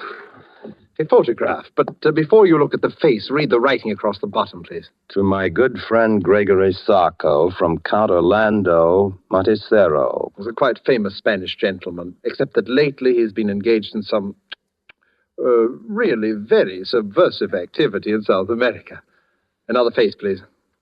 But it's Sarko. Rather, shall we say, it is the man whose body you saw at police headquarters. But are you positive? Of course I am. Would you be so good as to write a few words to that effect across the face of the picture? Why? Because I must be sure. And even on our brief acquaintance, Mr. Henderson, I know that you would not write anything above your signature that was not absolutely true. Sure, if it'll make you feel any better, it is true. Here. So, now you see it, Mr. Henderson. You saw this body, you alone, except for one or two police officers with whom I confess it is a little difficult for me to deal. And the body is not that of Sarko. And the real Sarko? Is alive and quite well, I'm happy to say, and here in New York. How could I meet him? Oh, you will meet him, Mr. Henderson, when he pays us the $300,000. By this time, I had to go through with it. I could see the whole thing on film. What a thriller. I left everything in the hands of Mr. Edwards. A meeting was arranged, a hotel room, the hour 8:30. And there we waited for the man I traced all over the underworld of New York. The murderer, spy, dope peddler, Gregory Sarko. Not nervous, are you, Mr. Henderson? Aren't you? A little. Yes, I must confess. Our visitor this evening is not what you might call an easygoing man. But we will not be murdered. No, we will not even be followed, at least not successfully. Where do you go from here? To my little apartment where you met me. It's the safest place in all New York. You don't mind if I catch up on my notes while we wait? Your notes? My private file on Sarko. Oh, of course. You know, Mr. Henderson, sometimes I fear that you might think that I've not been quite as candid with you in this matter as I might. Well, there are one or two little things, aren't there? Your own connection with Sarko, for instance. Naturally, but I honestly believe that once you just... Will you stand by the door, please, Mr. Henderson? Open it when I give you the word. Do you have to point that gun? There will be no shooting. This gun is just in case. You may open the door now, Mr. Henderson. Come in. Good evening, gentlemen. Captain McNeil. Surprised to see me? Naturally he is. When an appointment has been carefully arranged for Mr. Henderson to meet the arch-criminal Sarko, and when that arch-criminal turns out to be none other than the illustrious Captain McNeil, naturally... Oh, I sort of wondered how you managed to get yourself a part in this little drama, Mr. Henderson. Now I know. Well, would you mind awfully explaining it to me? If I were to tell you that I am not Sarko, but rather that your confederate, Mr. Edwards, is Sarko, would that help? Oh, I'm truly sorry, Mr. Henderson. It seems my fate to be forced from one deception to another. Then you are Sarko. In a word, yes. You see, Captain McNeil would scarcely have acceded to my request if he'd not feared that a third and highly respectable party were also privy to our little secret. After all, there would be ways of dealing with Sarko, but a well-known motion picture director, that would be another story. By the way, Captain, did you bring the money, please? I did. How convenient to deal with a police officer who also happens to have a large private fortune. Don't you want to count it? Oh, I can see it's close enough. Listen, Mr. Edwards, if you think you're going to get me to play cat's paw for you, you are... Mr. Henderson, you forget that I have your signature on the photograph of that man whom the good Captain McNeil mistakenly killed. You see where you fit into the picture now, Mr. Henderson? And not a very pretty picture either. Yes, it would be most inconvenient for Captain McNeil if it were known that he had accidentally liquidated the good Count Montresero, even though from a patriotic standpoint it is undoubtedly an excellent thing that he did. But there might even be international complications, might there not, Captain? Mr. Henderson, if I'd only resisted the temptation to show you that body. If only you had, Captain McNeil. You'll forgive me, gentlemen, if I administer my eye drops. My eyes seem to grow worse as my fortunes grow better. And you'll forgive me if I leave now? Perhaps someday there'll be another meeting. It could happen. Yes, who knows? Oh, you're a hat, Captain McNeil. Thank you. Good night. So you're the great Sarko, eh, Mr. Edwards? You see why I could not tell you before. Believe me, I wish to, if only because your interest was so flattering. You know, he'll catch up with you someday, Mr. Edwards. Captain McNeil? Not as long as I can prove that he killed Count Montresero. By the way, was that just a sort of happy coincidence for you, or was it? Not quite. I had done some business with the Count which had turned out rather badly. Oh, he was a pure Nazi agent, without doubt. In any event, I was in difficulties with the fellow, and I persuaded him that he could secure some very valuable information if he would appear in New York as Sarko, which he was unwise enough to do. And then you tipped off Captain McNeil that Sarko was in town. You're a pretty clever boy, aren't you, Mr. Edwards? Thank you, Mr. Henderson, thank you. And now may I suggest that we return to my little flat? We?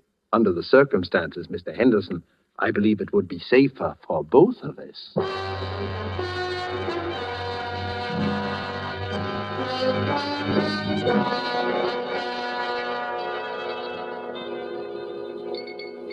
Do you like your drink, Mr. Henderson? Oh, it's very good. Thanks. Mr. Edwards, I do wish you'd put that gun away. Oh, yes, the gun. Mr. Henderson, I've been trying to think of a way out of this dilemma all evening. I would have liked to spare you this last little deception. What little deception? I'm going to have to kill you. Oh. I am sincerely sorry. You've been a most pleasant companion, but knowing as much about me as you do... May I finish my drink, please? Oh, but certainly. And now, if you'll excuse me for a moment, my eye drops are in my coat in the hall. Oh, by the way, it's useless to try to escape, Mr. Henderson. This is the only way out, and the windows are barred with steel shutters. Thank you for the information. Edwards!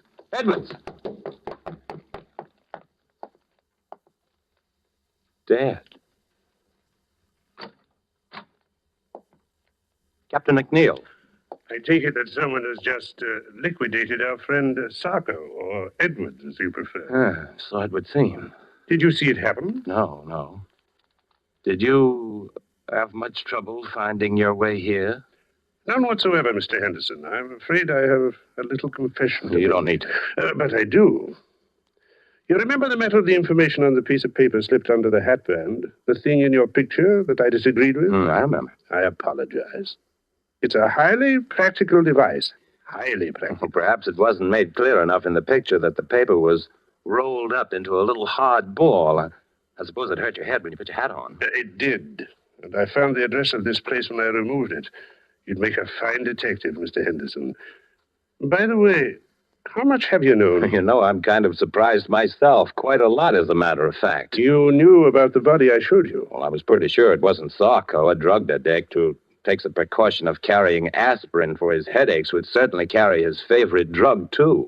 I used that in a picture once myself. Don't you remember the blue canary? So you did now, so you did. I should have remembered. And I suspected Edwards because of the eye drops. There was nothing the matter with his eyes. His particular brand of drug works on any mucous membrane, including the eyes. Mr. Henderson, you're all right. And just what are your immediate plans? Well, I'd kind of like to get out of here. Now, what about the money in the photograph? Don't let it worry you. The money in the photograph, safe. I kind of thought so. And I suppose we can safely leave to the regular police force the question of who killed Sarko. I think we can. If I knew who, I'd sort of like to thank him. He did save my life, you know. And if he knew you, I'm sure he'd want to thank you as well, because, in a way, you also saved his life.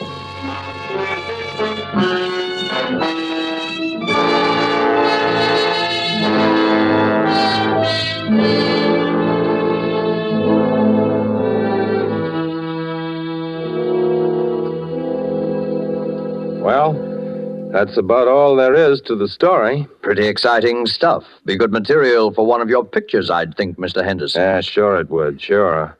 For that dumb studio of mine, I called a big meeting just before I left New York, and I told this story, changing a few names and places, of course. And what happened?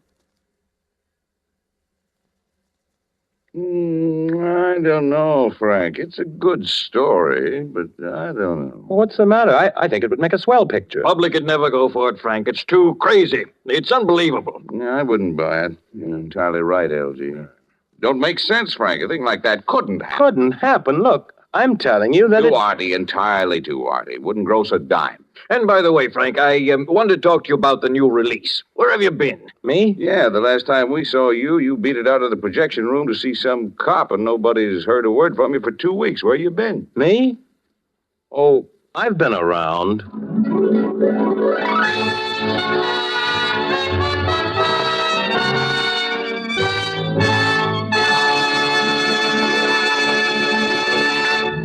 And so closes Sneak Preview, starring Joseph Cotton, tonight's tale of Suspense. Joseph Cotton, star of the Lockheed America Ceiling Unlimited, appeared by courtesy of David O. Selznick, and will soon be seen in the all-star Selznick production, Since You Went Away. Did you know that these Roma Wine suspense dramas are setting a record for the millions of delighted listeners they are attracting? We want you to feel that by tuning in the Suspense program every week, you can count on real radio enjoyment. Well, in just as dramatic style, the popularity of Roma wines is also record-breaking, because Roma wines are by far America's largest selling wines. Millions make sure of great wine enjoyment simply by asking for Roma wines. Here's something else these millions have discovered. You don't need fancy glassware or a special occasion to enjoy these zestful, taste-delighting Roma California wines. Roma wines possess lip-smacking flavor and zest because they come from Roma Wine's own wineries, right in the heart of the magnificent California wine grape districts. And you can enjoy them as a daily delight because the cost is only pennies a glass. Ask for R-O-M-A, Roma Wines, made in California for enjoyment throughout the world. This is Joseph Cotton. It's a great pleasure to join forces with this really excellent company whose business and pleasure it is each week to keep you in suspense. I know you'll want to be listening next week, as I will, when Sonny Tufts will be your star. Suspense is produced and directed by William Spear. Next Thursday, same time, you will hear Sonny Tufts in Suspense. Presented by Roma Wines, made in California for enjoyment throughout the world.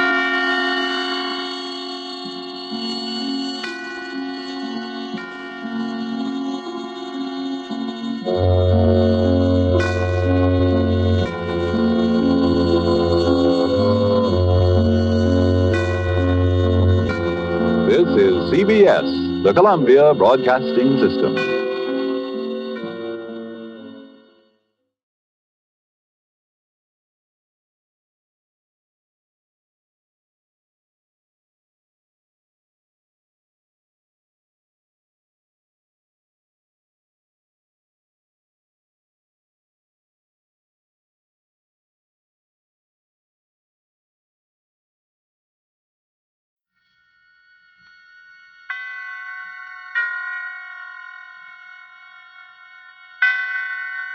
Roma Wines presents Suspense.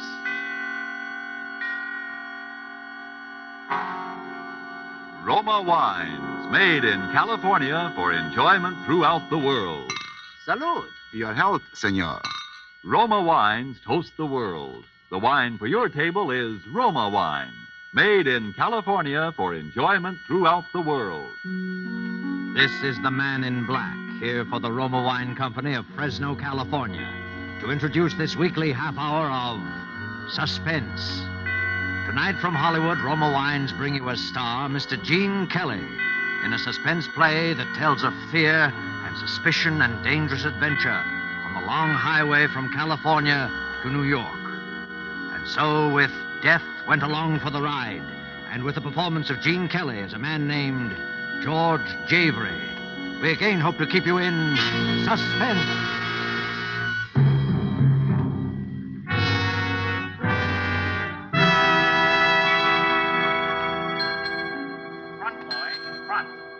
Brown to 314. Yes, sir. I want a room. The name, sir. George Javery, but I haven't got reservations. Oh? Well, I think we can fix you up, Mr. Javery, if you'll sign, please. Sure. Excuse me, friend. Yes? I couldn't help hearing your name, Javery, Well, that's right. In relation to Frank Javery of Cincinnati? Well, not that I know of. Oh. Kind of a funny name. No offense, you understand, but I just thought, you know. Sure, I know. Been doing quite a lot of traveling, haven't you, Mr. Javery? Huh? I see all them stickers on your bags. Oh, yes, I've been out of the country. Room 610, $450 a day. Will that be all right, Mr. Javery? Sure. You, going to stay in Reno very long? Just overnight. Going east? Uh-huh. You driving? Yeah. Say, what do you want to know? Thought I'd tip you off to a good place to eat, see? You like steaks? When I can get them. Better stop at Harry's place, then. Best steaks between here and Chicago. Here's the address. I wrote it down for another fellow this morning, but he left before I could give it to him. Oh, well, thanks. You, driving back east alone? Yes. Say, what did you say your name was? I didn't, but it's Brown. Steve Brown. Well, look, Mr. Brown, if you want a free ride east, why don't you just... Me? No. I'm heading up to Portland, see. Oh, well, have a good trip, Mr. Brown. Same to you, Mr. Javery. Thanks. Don't forget to stop at Harry's place, Mr. Javery. I think you'll find it a very interesting spot. Very interesting. Mr. Javery. What is it? Did you notice a fellow with only one arm? No, where? I didn't think you did. He said he was a friend of yours, but don't have nothing to do with him, Mr. Javery. He's no friend of yours. He's no friend of anybody. Don't have nothing to do with him. Oh, here's your drink, Mr. Javery. Thanks. Oh, did your friend find you, Mr. Javery? What friend? One-armed fella. He was looking for you. He said I should keep my eye out for you.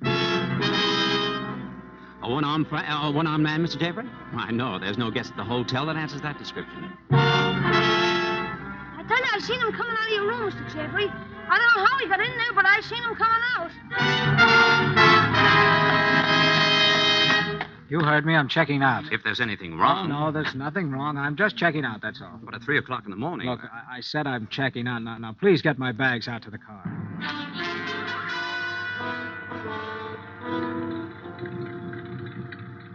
Just put them in the back of the car. Yes, sir. Now, look, kid, for the last time, do you know? I don't know nothing, Mr. Javery. Honest, I don't know nothing. Okay, here. Gee, look, here he comes now. Hey, wait a minute. Thanks, Mr. Javery. You, going east, mister? Oh, it's you, huh? Say, what's the big idea? What big idea? Now, listen to me, my one-armed friend. I can't help having one arm, mister. All right. But what's the idea of following me around? You've been following me ever since I got here. Well, I'm sorry about that, mister. So am I. Now, what about it? Well, you see, I'm kind of down on my luck, so I'm hitchhiking. I gotta get east, and I heard you were going east, so... Ah. You are going east, ain't you, mister? Well, yes. Yes, I am. Do you mind if I come along a piece? Oh, all right, hop in.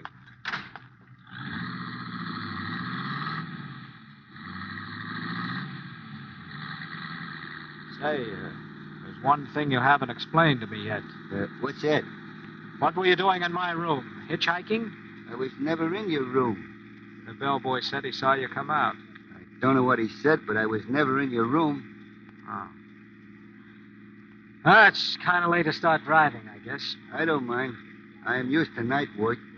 Oh. Say, I don't think I got your name. Jones. One-armed Jones, they call me mostly.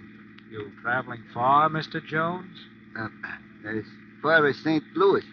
Uh-huh. Have you been in San Francisco lately? No. No, I came by way of San Diego. Why do you ask, Mr. Javery? Oh, nothing. I thought I might have seen it. What's the matter? How did you know my name? Your name? That's an old hitchhiker's gag. Hang around a hotel lobby and find out who's who and maybe where he's heading, see? Yeah. Say, there doesn't seem to be much traffic tonight, does there? No. Are you looking for something? Oh, just reaching for a cigar. Get your hand out of your pocket. I was Get only... it out, I said. You don't have to pull a gun No? out. All right, Mr. Jones. Come on, let's have it. What's your game? Game? Yeah, your game. Come on, spill it. I don't get it. Neither do I. I suppose you haven't been tailing me ever since I checked in at that hotel. Well, I explained about the hitchhiker. Get out. Out of the car? You heard me. Okay. But, Mr. Javery... What? Don't be too surprised if you see me again sometime. Good night, Mr. Javery.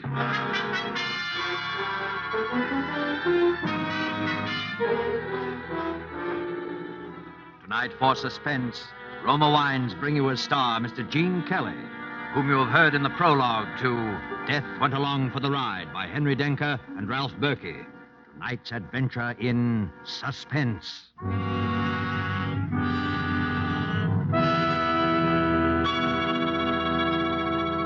In this brief intermission in the play, let's imagine we're listening to a conversation taking place at the smart Coral Beach and Tennis Club in Bermuda. An American about to depart for the States thanks his Bermudian friend for the gracious hospitality shown him, and in particular for the especially enjoyable wine his friend served. He remarks how much he'd like to be able to get some of that same wine at home. The Bermudian chuckles as he says, "But my friend, that wine you enjoyed so much, it comes from the great wine districts of your own California.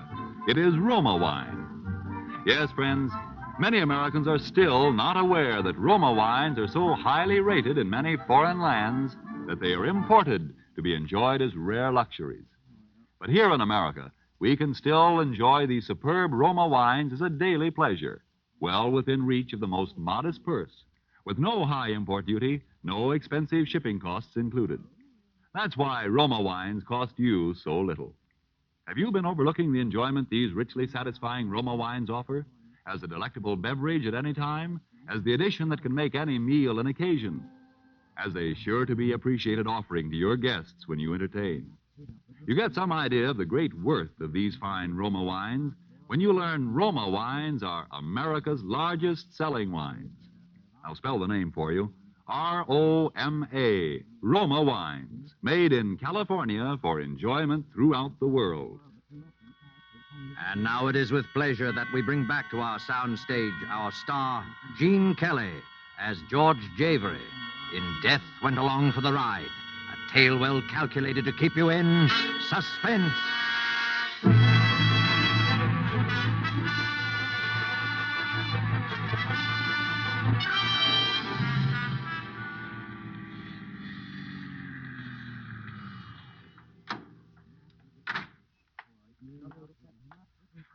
All right, put him up. Come on, get him up and step out in front of those headlights where I can see you. Come on before I let you... Shoot, mister. Well, what do you want? Not to get shot right now. Oh,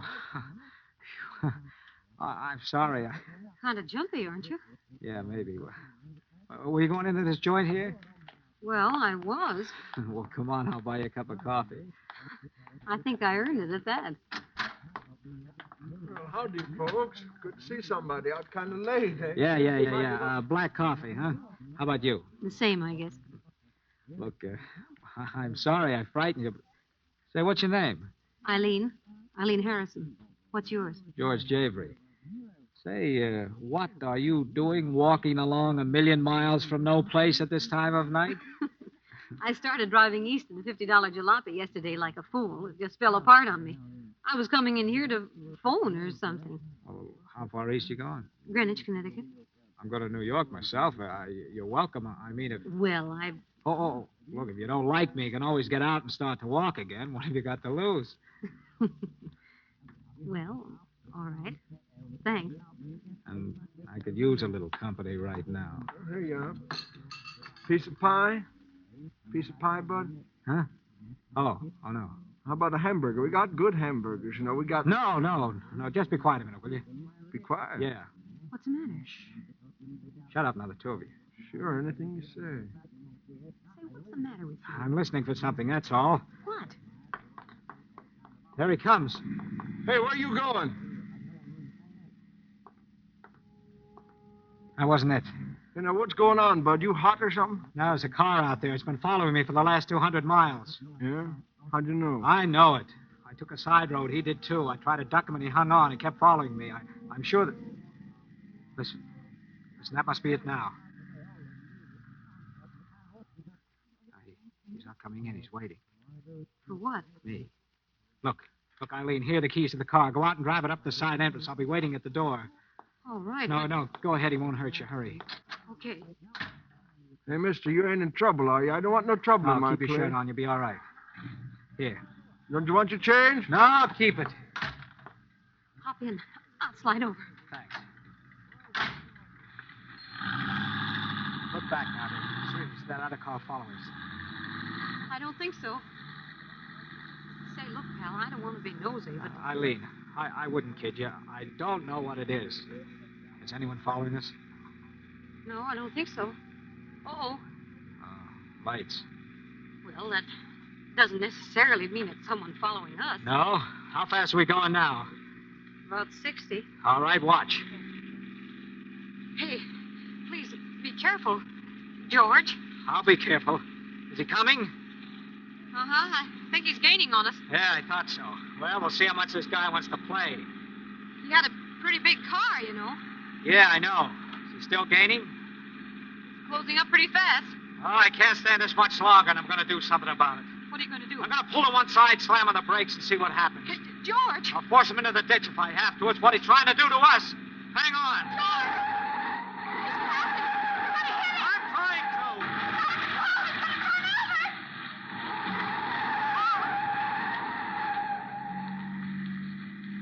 Come on, let's get out of here. He must have been killed. Yeah. Did you see him as we hit? Just for a second. You notice anything about him? Not much. Well, I did. He was a man with only one arm.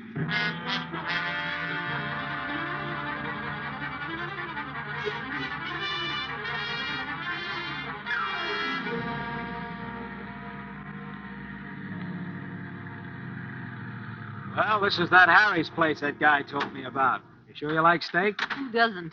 Well, this is the place for you, then. Finest steaks this side of Chicago, they tell me. Come on.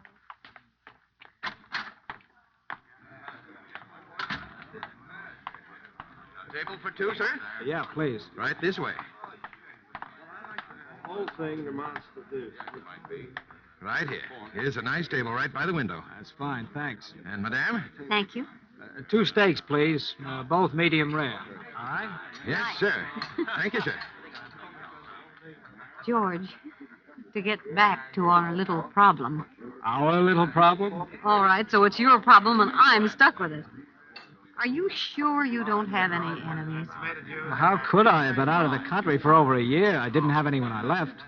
Well, could there be any connection with that work you were doing with the Chinese government? Oh, not a chance. Well, look, I don't know any secret plans, and I'm no agent X9. Well, all that's out.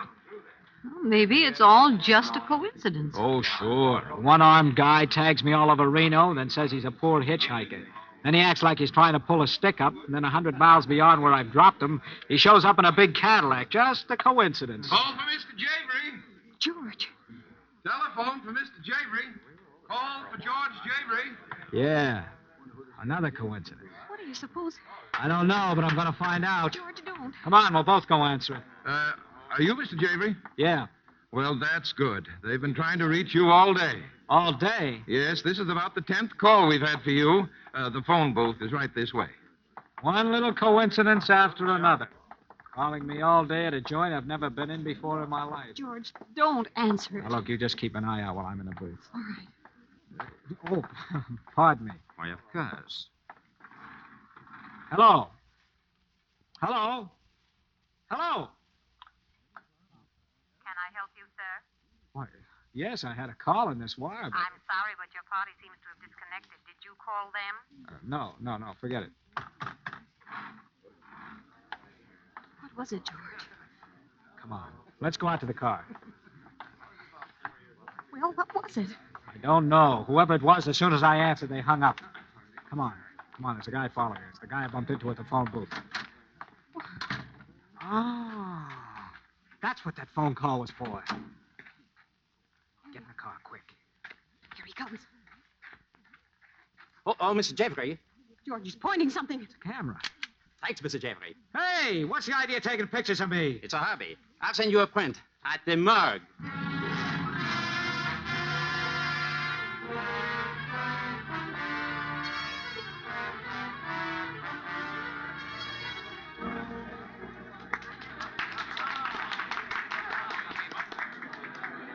Come on, George, have fun. This is one of the really bright spots of old Chicago. Yeah, a little too bright. Ladies and gentlemen. Ladies and gentlemen. Ladies and gentlemen, we present direct from 10 weeks' run in New York, the world-famed sharpshooter, Professor Glittenheimer. This is going to be all right, George. He's good. I saw his act in Hollywood. He's quite a comedian. Well, that's swell. A little comedy would come in handy now. Oh, George, you promised me. Come on, relax. Okay. He shoots at the light bulbs, and whether he hits them or not, they always break. And now, ladies and gentlemen, blindfolded. He didn't even aim at it. Sure, that's the point. Later, he's going to shoot straight up, and the bulb in the back of him will break. And now over my shoulder, the left shoulder. No, there's the right shoulder. That's how they are. It's funny, isn't it? George, your glass, it's shattered. Come on, Eileen, we're leaving. Please, ladies and gentlemen, please. The performance will continue. Keep your seats, please. Oh, please, wait, sir. Don't leave. I'm terribly sorry. Won't you stay and finish your dinner? Please, sir, our apologies. A most regrettable accident. Yeah? Only it wasn't. Wasn't? Wasn't an accident. That comic up there shoots blank cartridges. Well, of course, but... Yes, and what broke my glass was a bullet. And it didn't come from the stage.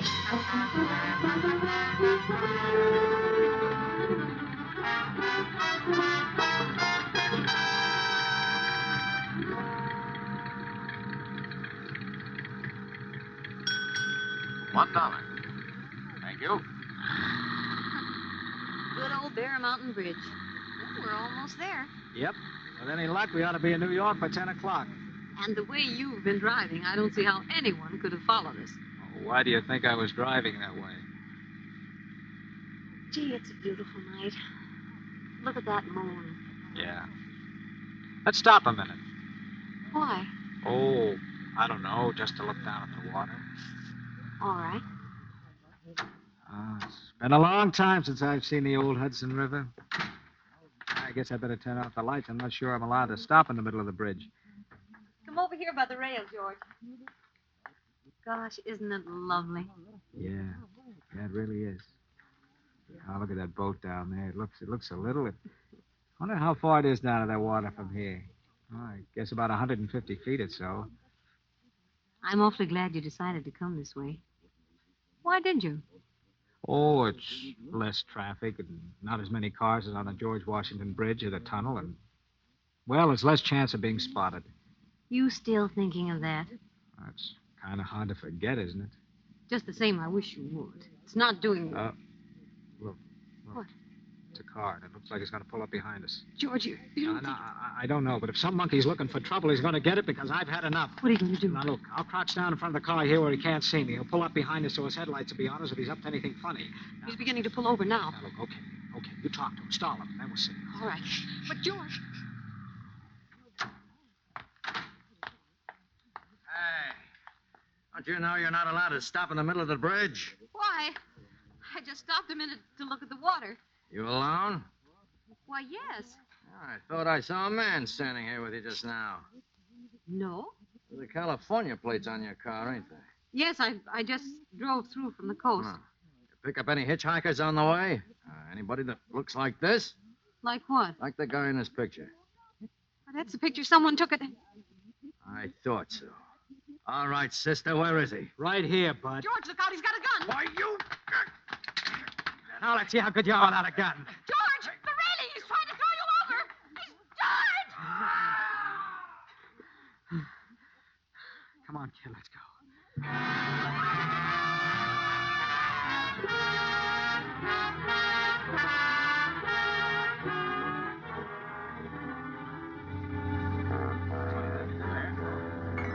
Oh, Commissioner Spears. Well, we made it. Home at last. Home? This is the Bancroft Hotel. It's the only home I ever had in New York. Boy, take these bags. Now, sir, if you leave the key, I'll have your car garage for you. Yeah, sure, here. Thank you. George, I could go home, you know. What? Travel out to Connecticut this time of night? It isn't that far. Come on, you get a good night's rest right here. Then you can catch an early train in the morning. Well, all right. Yes, sir. You'll wish a room then, sir? 2 rooms, please. Yes, sir. Will you sign here, please? Mm-hmm. Thank you, Mr. Mr. George Javery. What about it? Nothing, sir. Only we have your reservations. Reservation? But I... Oh, I get it. Another coincidence. Sir?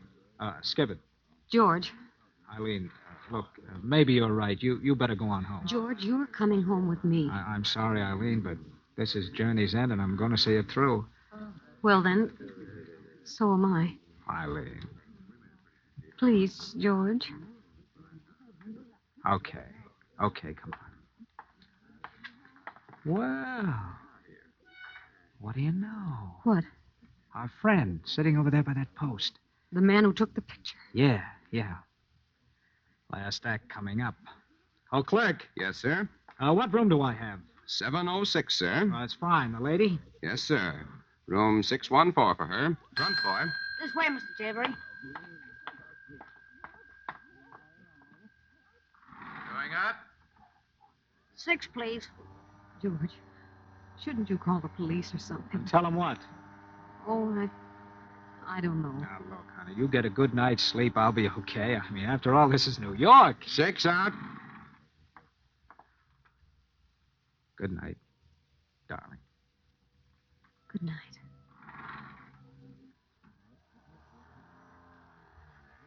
Servant? It's right this way, sir, to the left.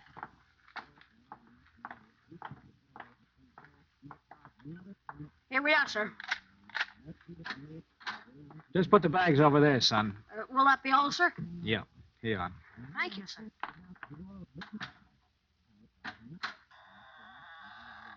Hello, George Javery.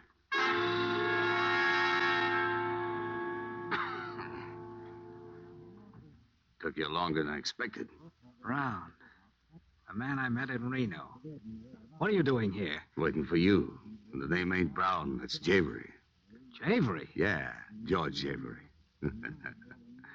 Javery, I can't thank you enough for what you've done for me. What I've done for you? Sure. You've been a great help. All right, let's have it. Look, Javery, you've come to the end of the road. But I think you're entitled to know why. You don't know me, do you? I'm Bill Malone. Oh, Scarface Malone. Yeah, only I don't have scars anymore, see? That's the point. Took me 2 years and a lot of pain to get a new face. And I didn't get it just to look good in a coffin. Know what I mean? No, I'm afraid I don't. After a guy in my business has been away for a year or two, he's not always welcome back, see? And he generally finds out about it with a bullet in the back. That's why you struck me as a good idea. Oh, I did I? Yeah. I don't believe in taking chances, see? The boys thought I was coming east under the name of George Javery. Oh, so the one-armed guy and all the rest... No, he was one of my boys. And you were kind of rough with him, Mr. Javery. Well, he wasn't exactly playing beanbag himself. Jerry, he wouldn't hurt you.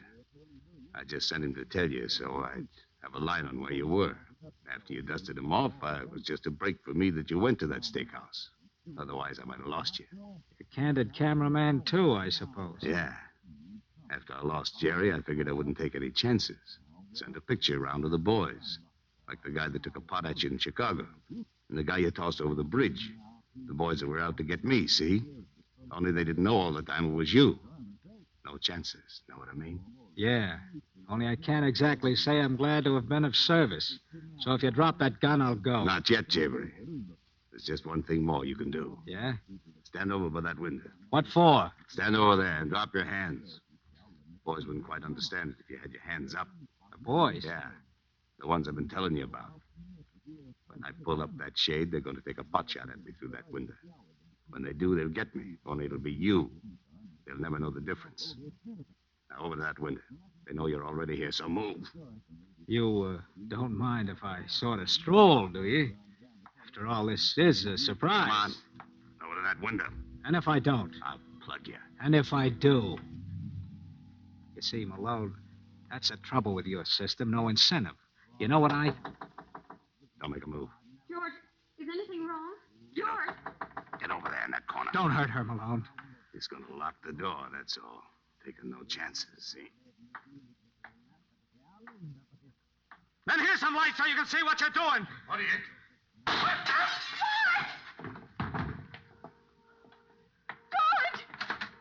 Oh, George!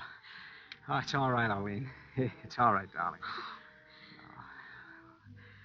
Well, there lies our nemesis, the late Mr. Scarface Malone. Otherwise known as the guy who never took chances. But he's dead. Yeah, smart guy. But he made just one mistake. He forgot that the door is right in line of fire with the window. George, what are you going to do? I'm going to call the police and explain this little drama to them. After all, I think it's about time people stop taking pot shots at your future husband. Don't you?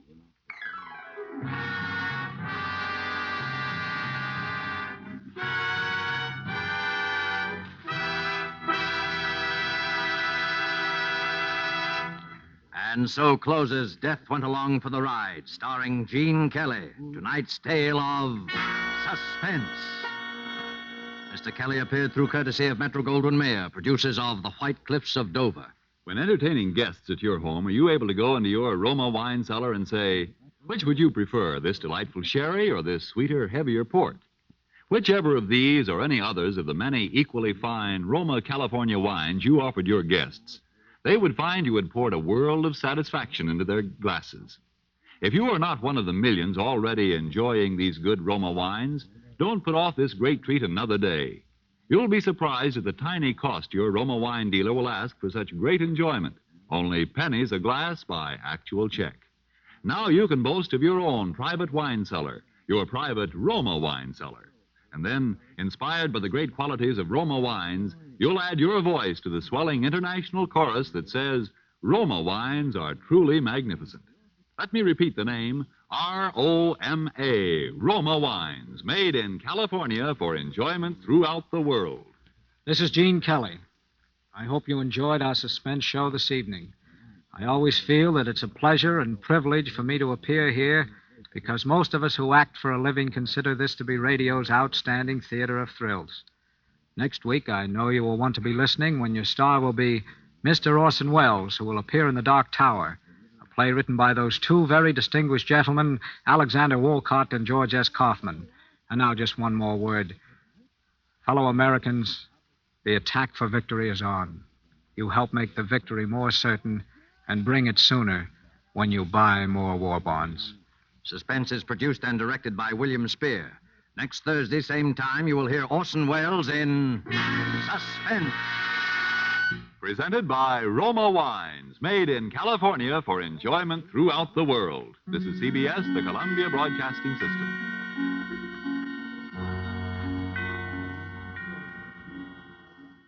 In the event of any important news developments, the sponsor will interrupt this program.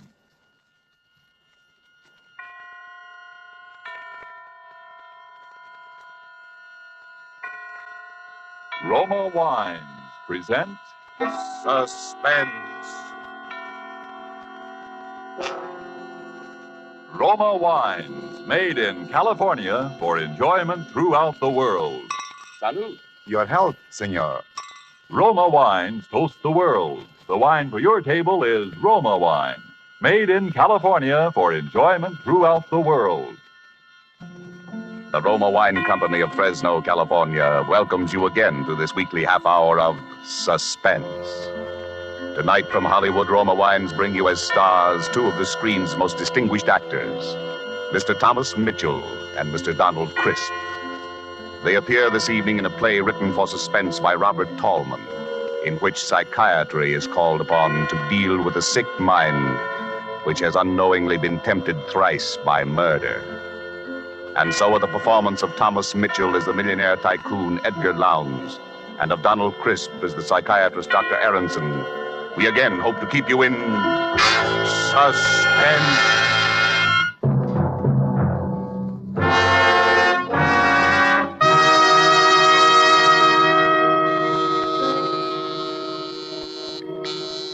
Yes? There's Mr. Edgar Lowndes here to see you, Dr. Aronson. Lowndes? Edgar Lowndes?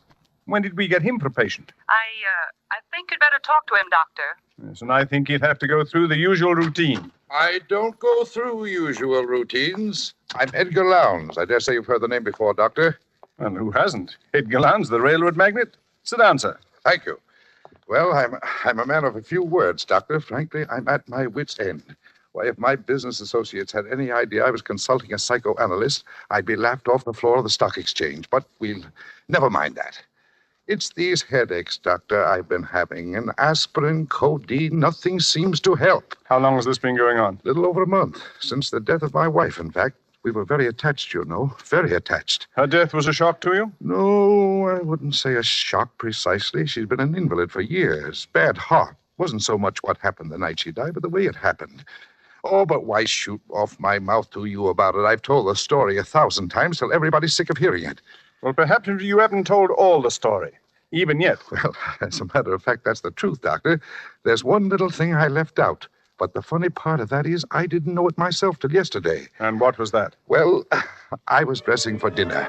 I was getting ready to go out when in comes my wife's servant. You know, her nurse. She's all aflutter about something.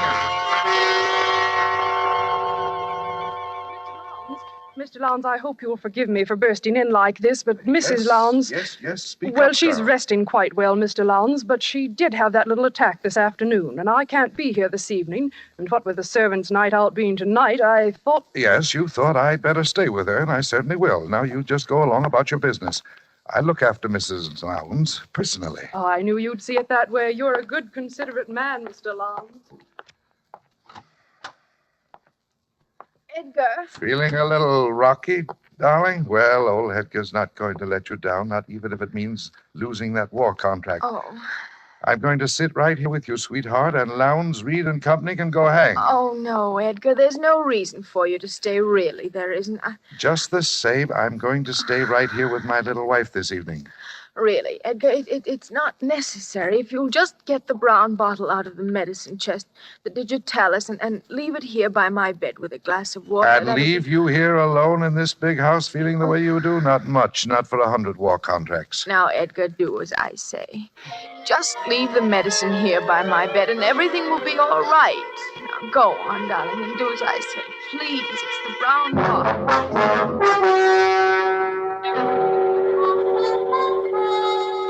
Now, Dr. Aronson, what would you have done under the circumstances? After all, I'd left her alone before and nothing had happened. And this dinner was important in a business way. That night was my big chance. Your big chance? Yes, I suppose it was. Well, to make a long story short, she died while I was out. Now, if only I'd stayed with her. That's what I kept telling myself. And people I told the story to kept telling me that I shouldn't reproach myself. After all, it could have happened to anyone. And then yesterday I was packing up her things, and I came across this bottle in the medicine cabinet. It was the digitalis. I'd left the wrong bottle by her bedside. That was what drove me nearly crazy, Doctor. Finding that bottle. It was bad enough leaving her alone, but making a blunder like that on the medicine, why, it made me feel almost like I'd murdered her. But as you say, it was your big chance. Huh? What do you mean? What are you trying to tell me? You mean you think I wanted to get rid of her? You say that, Mr. Lowndes. I didn't. But I see our time is up. I can't talk to you anymore today. Well, but you've got to. You can't leave me up in the air like this. Why, you practically accuse me of wanting to murder my wife. Perhaps we'll understand your feelings towards your wife better, Mr. Lowndes, when we've discussed the others. What others? Hey, what are you trying to give me? Relief, Mr. Lowndes, for those headaches of yours.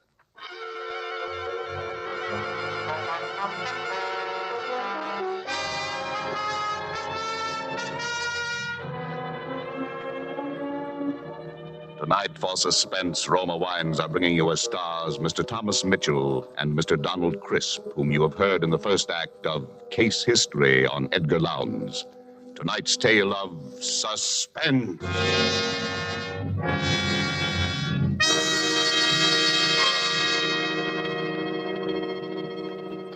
Far from the scene we've just left, far to the south, across the equator, is another scene I ask you to visit with me. It's just before the dinner hour on the beautiful roof terrace cafe of the Hotel Metropolitano of Guayaquil, Ecuador. We're finishing our appetizers, an excellent sherry, and lifting your glass, you remark to our host that you envy him such wine. He laughs. You're very kind, he says, but I'm afraid the compliment is misdirected. It is your own California you must praise for this splendid wine. And then he holds the bottle up, and looking at the label, you see Roma California Sherry. This could easily happen in many far countries, where discerning tastes have found Roma wines a luxury, imported and treasured. For these are, in every sense, fine wines, excellent in flavor and character, from the rich vineyard country of California. Products of age-old skills in winemaking, aided by modern scientific quality controls and tests. And here in the United States, Roma wines cost astonishingly little, mere pennies a glassful, because here there is no import duty to pay, no overseas shipping costs. Such enjoyable flavor and quality, such low cost, such high wine value have won tremendous popularity for Roma wines. They are by far America's largest selling wines, enjoyed by millions with meals when entertaining anytime. To enjoy these delights yourself, ask for R-O-M-A, Roma wine, made in California for enjoyment throughout the world. And now it is with pleasure that we bring back to our sound stage Donald Crisp as Dr. Aronson and Thomas Mitchell in the title role of Case History on Edgar Lowndes. A tale well calculated to keep you in suspense.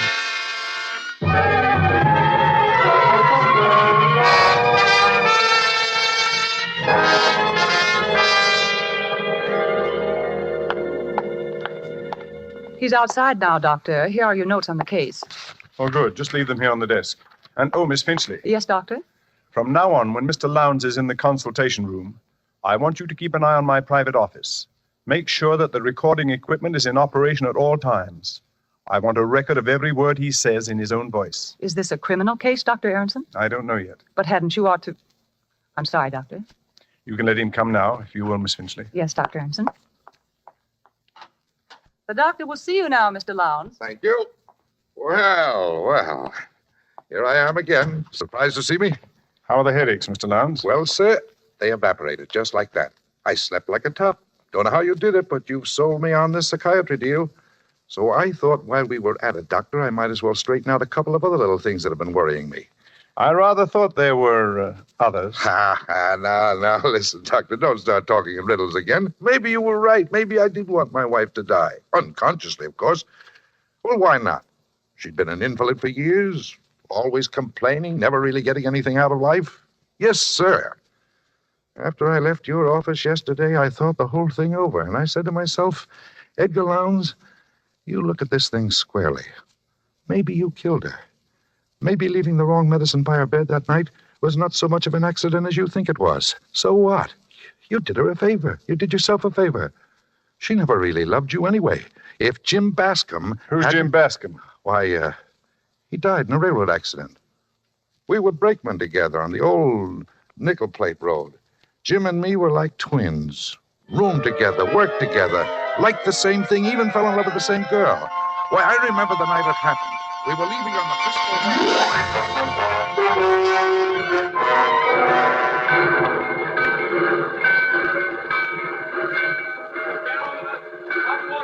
Reckon we better climb on top, Ed. It's our signal. Hey, wait a minute, Jim. There's Virginia. Ah, bless her heart. I knew she'd come to see us. So hurry up, sweetheart. Oh, gee, I'm glad. I was afraid I'd be too late. There's not a train in the whole nickel plate line you wouldn't hold up for us, Virginia. Oh, Jim. Baby.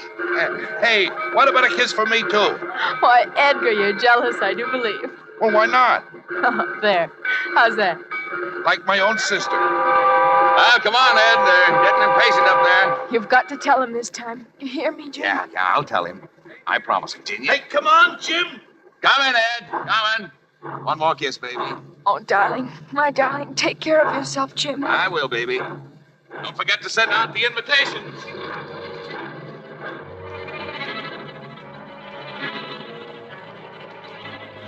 I knew when I saw him kiss her like that, it was all up for me with Virginia. Jim told me when we were crossing the divide. He and Virginia were going to be married the minute they got back to Milwaukee. We were carrying an extra heavy load that haul, and when we started down the pass... Ed, for the Lord's sake, watch me close. Don't turn your wheel till you see me turn mine. One jolt away, this train's rolling down the grade, and we'll all land in the ravine. Sure, Jim. Don't worry. I gotta be in good shape for that weapon, remember? Yeah, I remember. I watched him walk back along the cars. It was pretty dark, and I had a cinder in my eyes since we left Salida. I thought I saw him reach the brake wheel on the other car and signal to me. I grabbed the wheel in front of me and braked my car with all the strength of my body.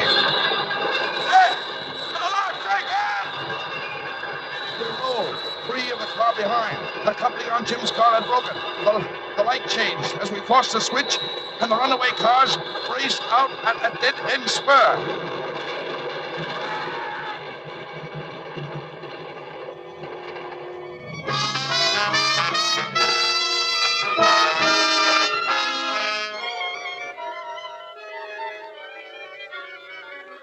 I saw Jim's body jolt free of the splintering car and hurtle out over the gorge.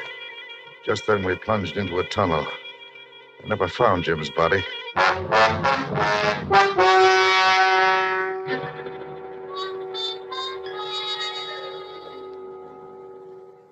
Well, so you can see why I think of trains in connection with death, can't you, Doctor? Yes. Yes, the association is quite clear. Uh-huh. Now, you're thinking I killed Jim, too, aren't you? Isn't that what you're thinking? Is that what you're thinking, Mr. Lowndes? I don't know what to think. Say, what are you trying to do to me anyway? I came here to get professional advice. You're trying to drive me crazy. If that's the way you feel, perhaps you'd better try another doctor. I will. By George, I will. That's just what I'll do. Well, good luck, Mr. Lowndes. Huh? No hard feelings. No, of course not. And you won't tell anybody about... Why, what is it, Mr. Lowndes? You're trembling. Here it is again.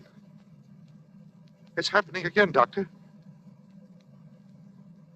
Say, Doctor, you've got to help me. You've got to. Forget what I said about getting another doctor. I need help. Mr. Lowndes, calm yourself. What is it? What's happening again? I'm hearing it again. The train. Like in the dream. Make it go away, Doctor. But I hear it too, Mr. Lowndes. It's just a commuting train that passes over the bridge out there. Look out of the window. You can see it. Oh. Oh, of course. Thank heaven. I thought the dream had... You never told me about a dream before. No, and I'm not going to. You know too much already. Yes, Mr. Lowndes, I'm afraid you're right. I know too much already.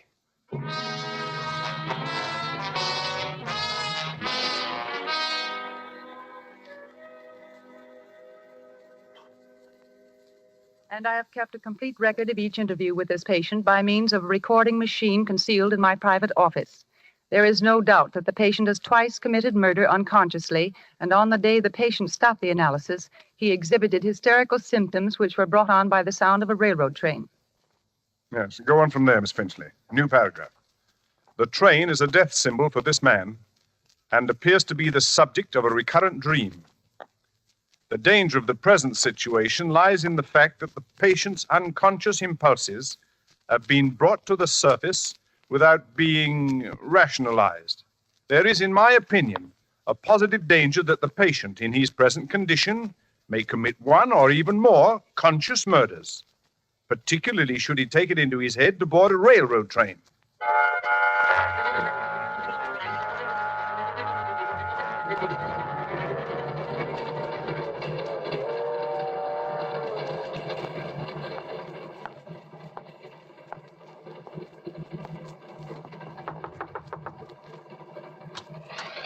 Yes, sir?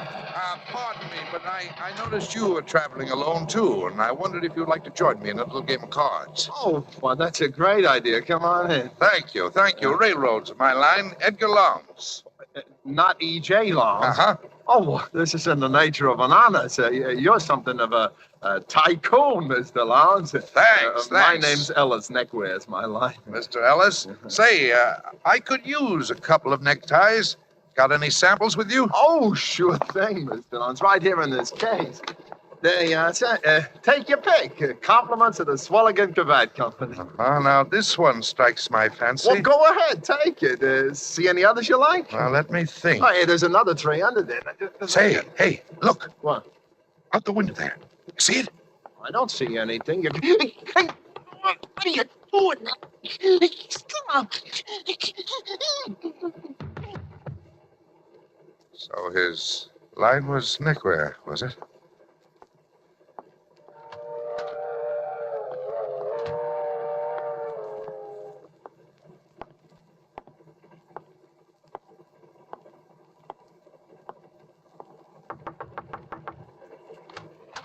Yes, sir. Pardon me. But I noticed you were traveling alone, sir, and I wondered if you'd like to join me in a little game of cards. Oh, that's a good idea. Come in. My name's Jenkins. Cutlery's my line. Knives, scissors, and surgical instruments. What's your line?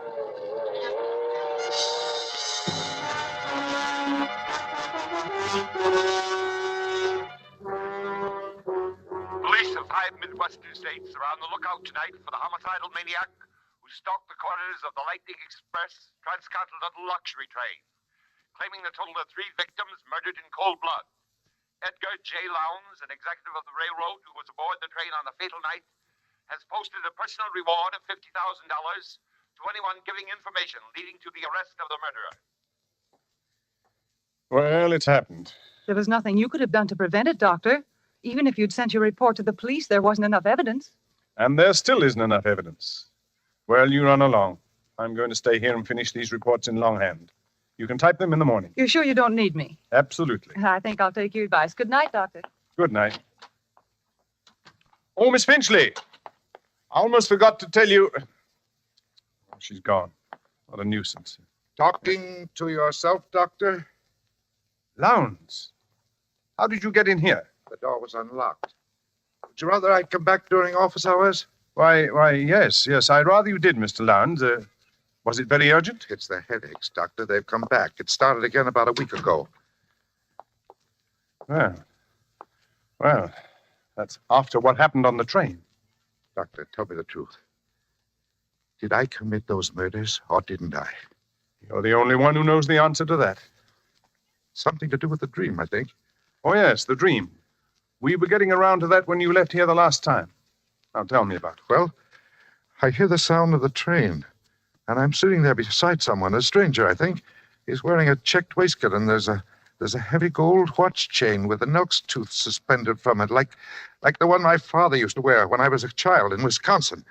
Tell me something about your father. He died when I was quite young. He'd been an invalid, Doctor, ever since I could remember. He used to sit in an armchair, in a wheelchair it was, really, in front of the parlor window. He looked out into the street hour after hour. Sometimes, when I came running into the house, he'd put out his cane and trip me, and I hated him for that. At one time, Doctor, I think I was about 8 or 9 years old at the time. Edgar? Edgar, come in here this instant. Your father wants to talk to you. Oh, heck, Mother, I was going to get up a ball game. Now, the ball game can wait. You come along with me. Can I ever have any fun, Mother? Can I? Hush up. Here he is, Jonathan. Come closer, boy. Won't ever look at you. Yes, Father? Just as I thought. Grass stains all over the new suit I bought for you, huh? Where? There. And there, and there, and there, and there. I won't have him get the idea just because his father's an invalid. He can roll in the dirt like a gutter snipe and get away with it. Stop blubbering. Now go wash your face. I'm driving into town today. Want you to go along, run errands. The car my father drove was an all-electric, a battery job. His legs were completely paralyzed, and my mother had to practically lift him into it. But the car itself was entirely controlled by hand. Driving it gave him a sense of power he needed. I used to dread those trips into town with him, the horrible spectacle of Mother helping him in and out of the car while the neighbors stared, and then riding along with him alone, without anyone, nothing, to intervene for me. That was the worst.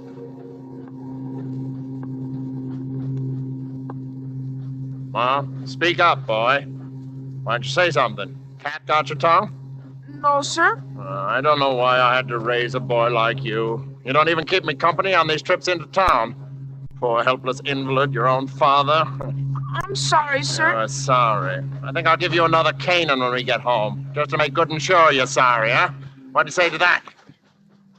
Oh, bother. Now look what's happened. Stalled. Battery's run down again. Get out and open the hood in the back, boy. You see a switch there. Turn it to the left where it says reserve battery. Hurry up. We're stopped right on the railroad track.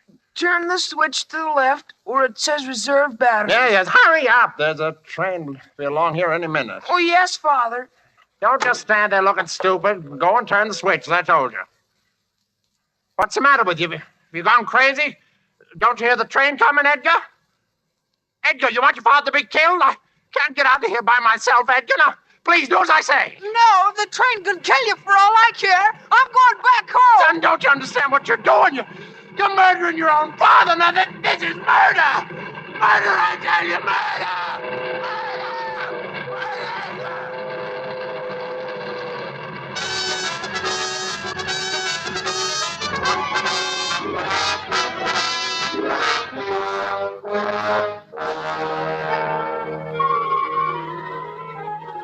I walked home with those words of his ringing in my ears. I can hear them nearly yet. Son, don't you understand what you're doing?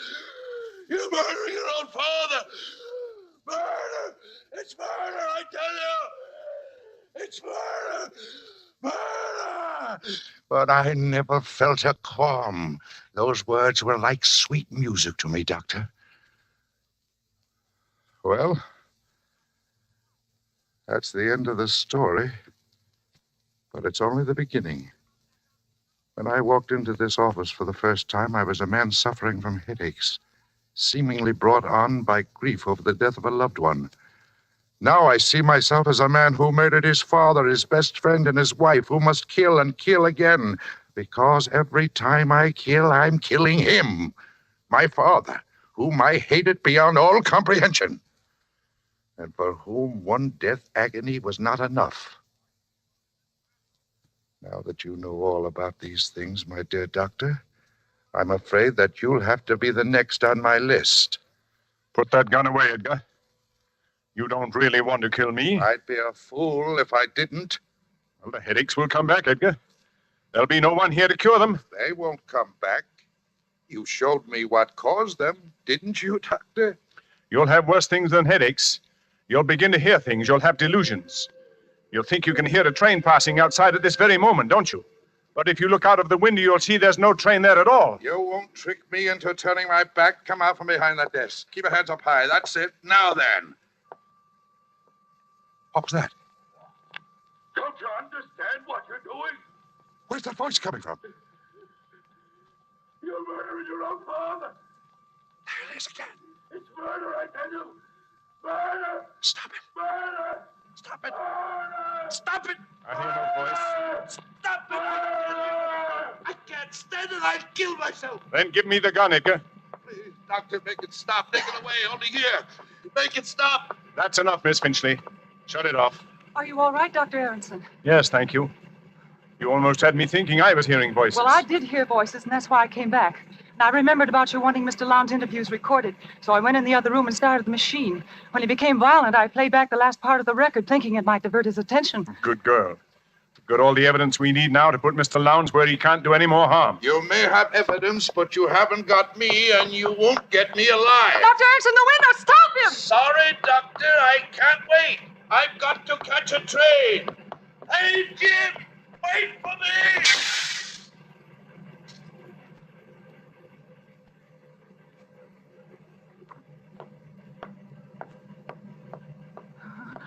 "21 floors to the street. Or is it 20? Do they skip 13 in this building?" It doesn't matter to Lowndes. He's back with his friend Jim Bascom on the old nickel plate line. Listen. It's just crossing the divide.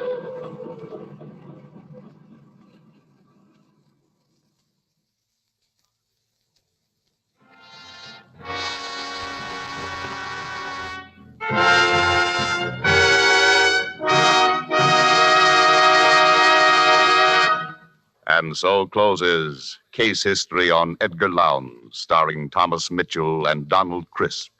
Tonight's tale of Suspense. Suspense is produced and directed by William Spear. To every woman listening tonight, I want to say a special word about making every dinner or supper you serve taste better.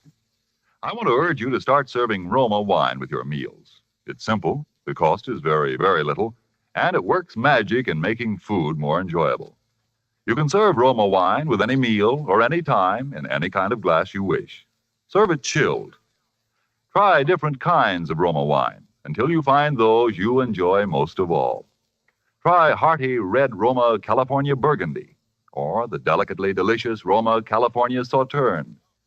The cost is mere pennies a glassful, but you'll find even a pickup supper tastes like a banquet.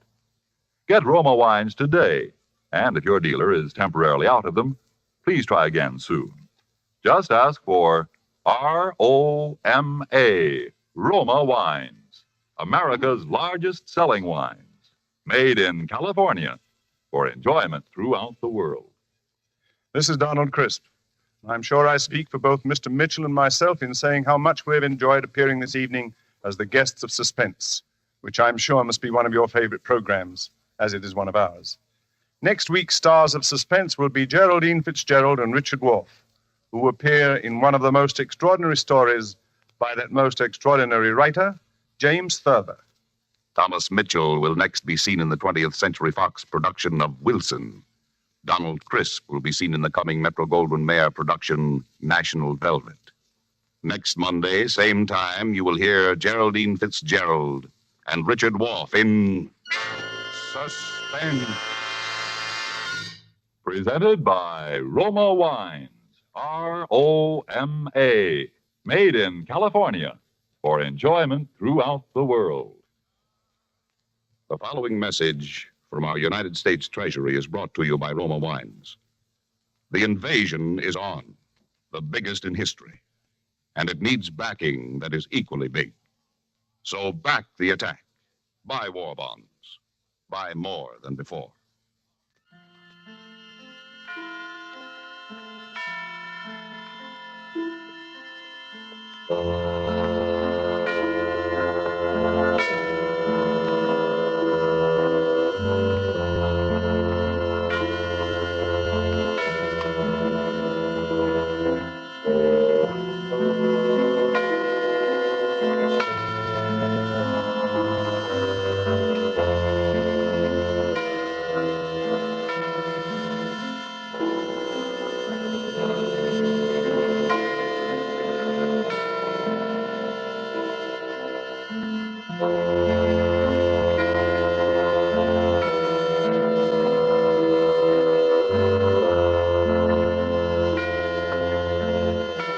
This is CBS, the Columbia Broadcasting System.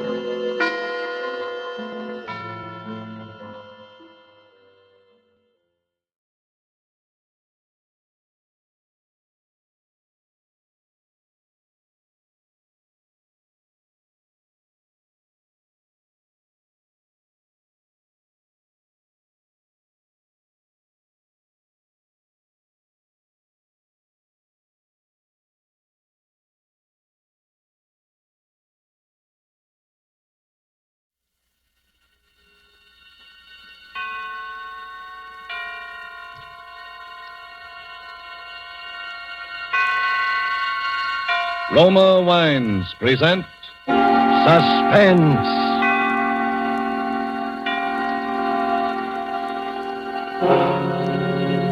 Roma Wines, made in California for enjoyment throughout the world. Salud. Your health, senor. Roma Wines toast the world. The wine for your table is Roma Wine, made in California for enjoyment throughout the world.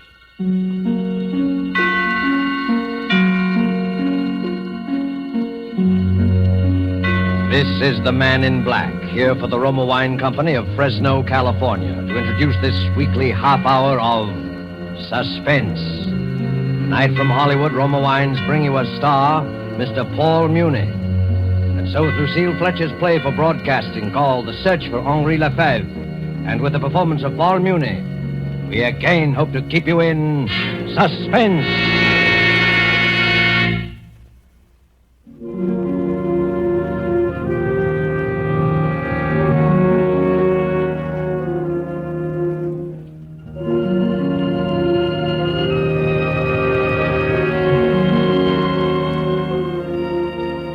I had just set down the last note on paper. You know what it is to write a piece. The agony, the drudgery, the exaltation. A fever consumes one. Hours melt away at the piano. Time, people mean nothing. The world revolves around this rocking song, this tender magic. A heavenly feeling comes into your heart and nestles there. So it was with this music. I had just set down the last note on paper. I was happy and weary and full of peace. I lay down on the sofa to relax before Suzette brought my supper. There's a radio near the couch. That night I turned it on.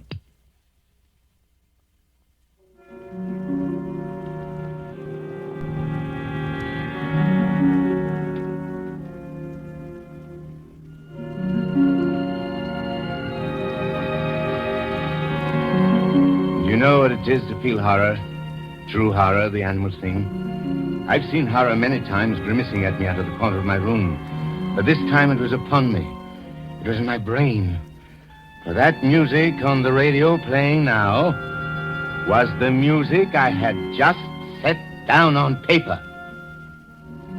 Suzette! Suzette! Yes, monsieur.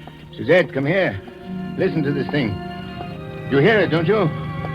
This is real music playing? Yes, Monsieur Flynn. The radio's playing real music. It is not an illusion, a hallucination of some kind in my own brain. No, Monsieur Flynn. It is real music. And very pretty. Pretty? What is the matter, monsieur? Is anything wrong? Don't you like it? Then we will turn it off. No. Leave it on. Leave it alone. Listen to it. Sit there beside the radio and I will get it for you. What, monsieur? My score! Look at it. Note for note. Even as they play, my tonality, the oboe solo. And I thought, it's a joke. A joke, an incredible joke. Oh, monsieur, I cannot read music. I do not understand. Perhaps someone in this building has heard me play. But no, this orchestration is the same, and the orchestration is a secret, quiet thing that one does alone. Perhaps they have stolen the score. Someone has copied it. But I only finished it this afternoon. It has been here in a drawer and on the piano. Unless someone else. There is someone else, someone like me. With my brain, my soul. A kind of double. It is over now, monsieur. Do you want me to turn it off? No. See what they announce. So concludes another... See what they dare to broadcast say. of the series. You've been listening to the Elegy for Orchestra, Opus 42, by Henri Lefebvre. Henri Lefebvre? Henri Lefebvre! Calm yourself, monsieur. Henri Lefebvre? Why, I never heard of the man. He's an imposter. And they're liars. Get me the broadcasting station at once.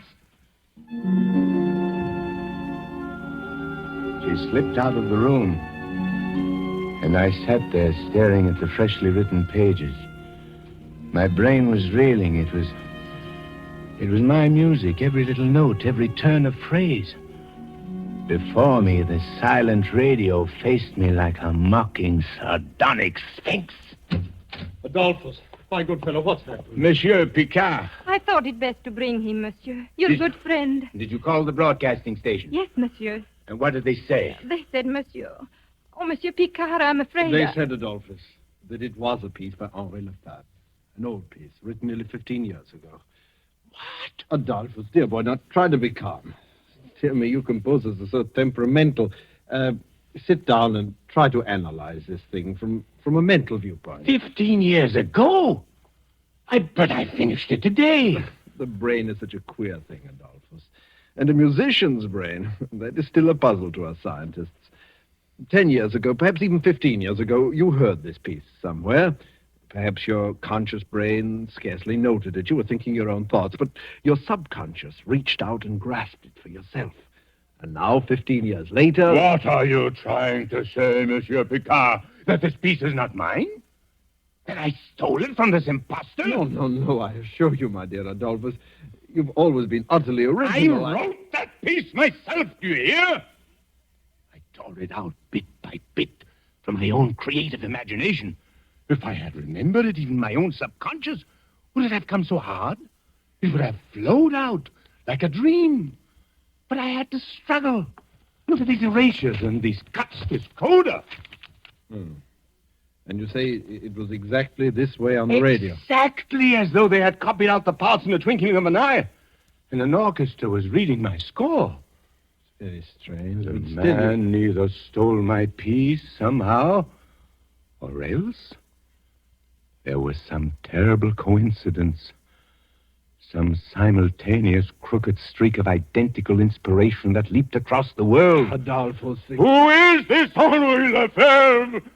I should like to know him, to confront him face to face. Henri Lefebvre. You've never heard of him, Adolphus? No. He was a rather famous composer in my youth, a writer of symphonies and operas. And what has happened to him? Is he still alive? It is an interesting question, Adolphus. I must confront him, do you hear, Monsieur Picard? I'm convinced that there's something unreal about all this. Fate has played me some trick. There is some horrible linkage between this man and myself. Some string vibrating in his brain which has caused a like vibration in my own. I must find him. I must somehow break the spell. And supposing this Henri Lefebvre is dead. Dead or alive, I must discover where this music came from. And what it meant to him. And what it may mean to me.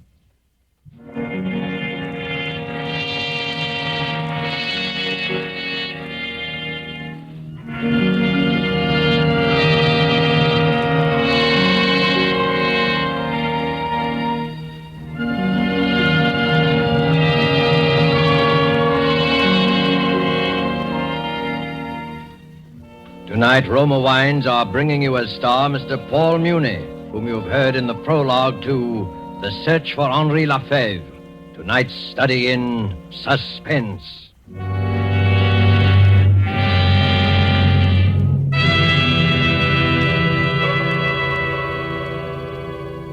Down in Bermuda, there's a famous club, renowned for its fine food and gracious living. Suppose we go there now to the exclusive Coral Beach and Tennis Club and observe a dinner party on the terrace. One of the party, a North American, has just raised a toast to his hosts. As he lowers his glass, another is raised by his Bermudian friend who says, "It has been a pleasure, my friend, and in a way, payment on a pleasant obligation to your United States. For your California has given us this superb wine in which we drink these toasts. So delicate, so excellent in flavor and bouquet that we import it, your famous Roma wine." Yes, that is true, for in Roma wines you will find the uniform qualities which make a wine truly magnificent. A delicacy so delightful, many foreign lands know Roma wines as an expensive special occasion treat. But for millions of Americans, Roma wines have long been a daily pleasure for greater enjoyment of meals, for delighting their guests. A pleasure which costs you only pennies a glass. For you do not pay high import duties nor expensive shipping charges to enjoy this delicacy, which brings you a combination of old-world winemaking skill plus Roma's modern testing and quality controls. No wonder, then, that Roma wines are America's largest-selling wines.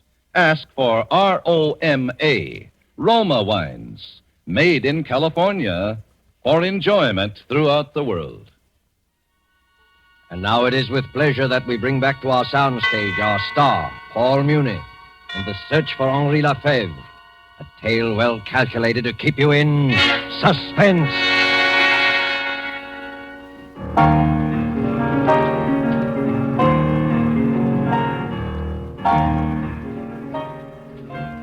Henri Lefebvre, born 1885, Rouen, France. Educated at the École Normale, fellowship student in composition, the Paris Conservatoire. Won Prix de Rome 1908 with piece entitled Étude contrapuntale. Studied under Saint-Saëns for 2 years. Made first great success with performance of opera Ectate, which was presented at the Paris Opera in...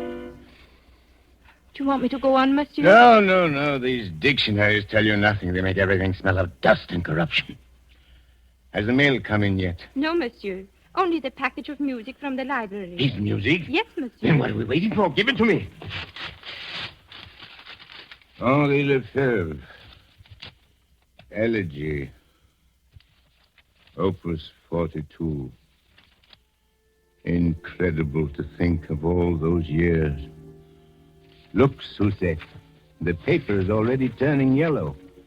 The engraving is old-fashioned, and yet it's exactly... Adolphe. Yes? I have a letter from his publishers. He is still alive. Thank God. But there is some mystery about him. They would not give me his present address. What do you mean? They say they've not heard from him in 10 years. His musical output has ceased. He submits nothing, does not answer their letters. Well, then how do you know he's still alive? They occasionally hear from Madame Lefebvre. Madame Lefebvre? He has a wife who's been living in Rouen. Good.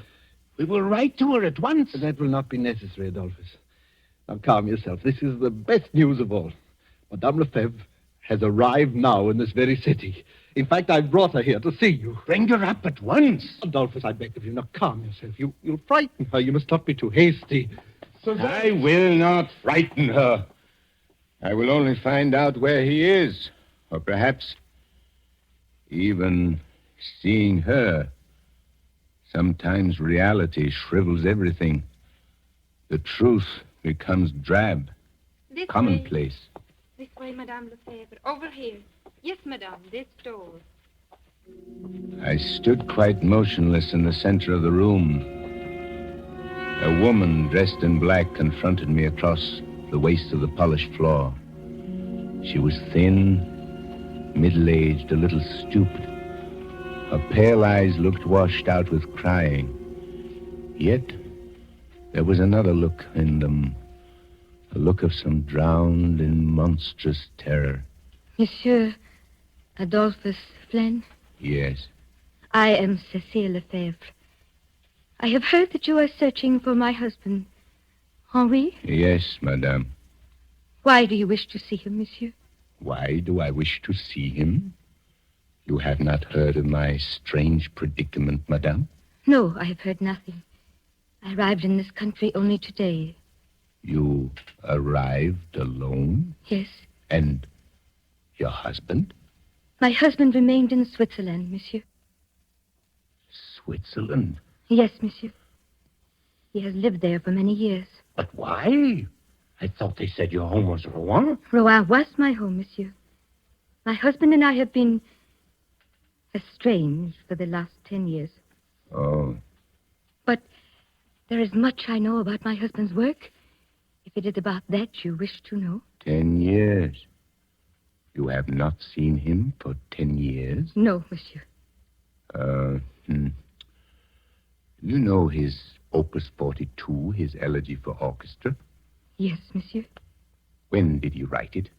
About 15 years ago. Yes, I remember the piece well.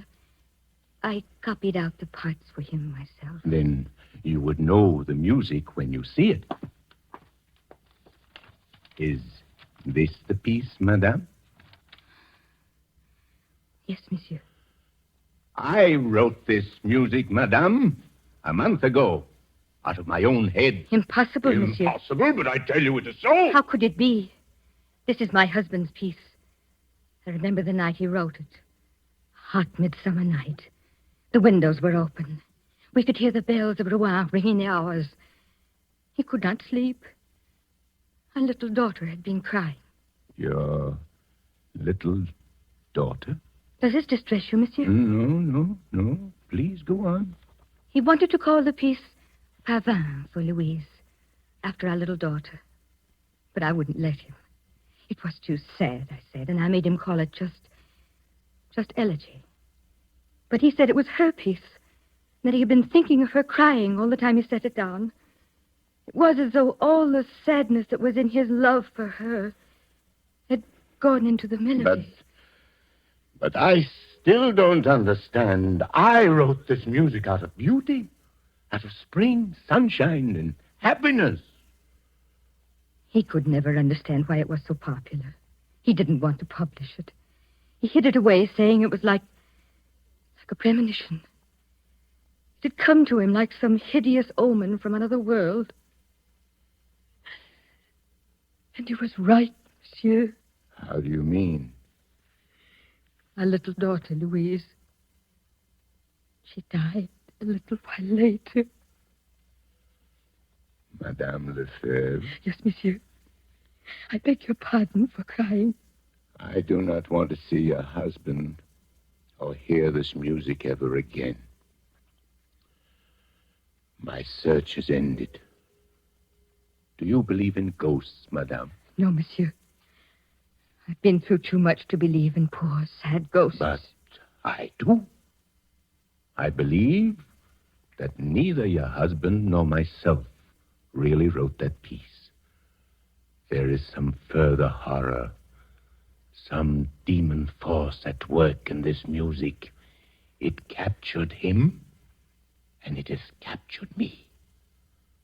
Tell me, Madame Lefebvre, did your husband write any music after he wrote this piece? Not much more, monsieur. You mean it racked his brain as it has racked mine? Leaving him without inspiration? No, it was not that. He continued to write. He still writes. But nothing he has written for 10 years has had any meaning. What do you mean? Monsieur, have you not already guessed the truth? My husband has gone mad. He has been mad for the last 10 years, shut up in an asylum in Switzerland. Oh. I have told very few people. It is a form of horrible neurosis. Work neurosis, the doctors call it. He seems to have lost his heart. The events of his past life are meaningless to him. He has even forgotten our little dead Louise. How terrible. And now he sits in a bare room and writes music all day long. He's become a slave, a machine. They tell me that his shelf is packed with scores, but all of them are only an endless jumble of notes. Notes such as a child might scrawl across the paper. And it was the music? The ghost music that did this? Who knows, monsieur? Yes. There were seeds of madness in this thing. Even from the beginning, there was something uncanny. Why should that radio play that music just after I had finished the piece? Why should you, a perfect stranger, have come here and found me? Perhaps I, too, am destined to go mad. Monsieur, believe me, people do not go mad so easily. To be destroyed as my husband was destroyed, one must have deep sadness and love. One must have human ties, a wife, a beautiful little child. You have no such ties, monsieur. No. I have no ties. My My husband went mad because he loved too much. When our little Louise died, he thought that he had killed her. She died of simple pneumonia, but he could never understand. He became insane with grief. He thought he was her murderer. Don't you see, monsieur? You who live here alone, whose life is so quiet. Madame Lefebvre, I beg your pardon, monsieur. I have seen you before, Madame Lefebvre. Hi, monsieur. I have met you somewhere. I have heard your story. You have come here before? No, monsieur. I have never come here before. Then why should your face seem so suddenly familiar? And your words? There is something uncanny about this thing, madame. For a moment, I thought I knew.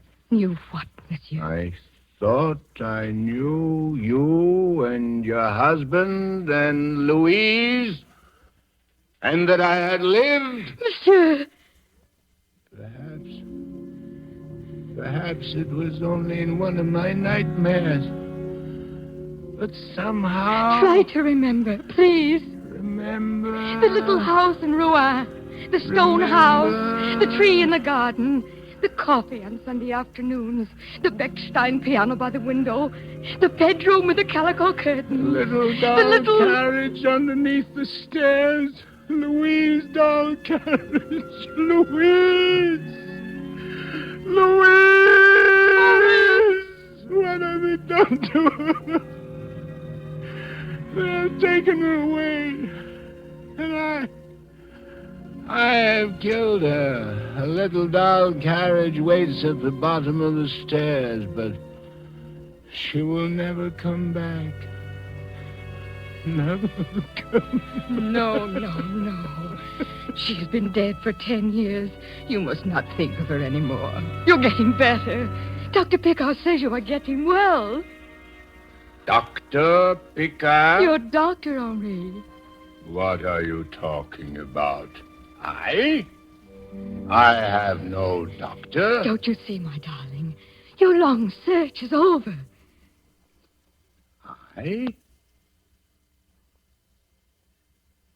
am Henri Lefebvre? Yes, darling. I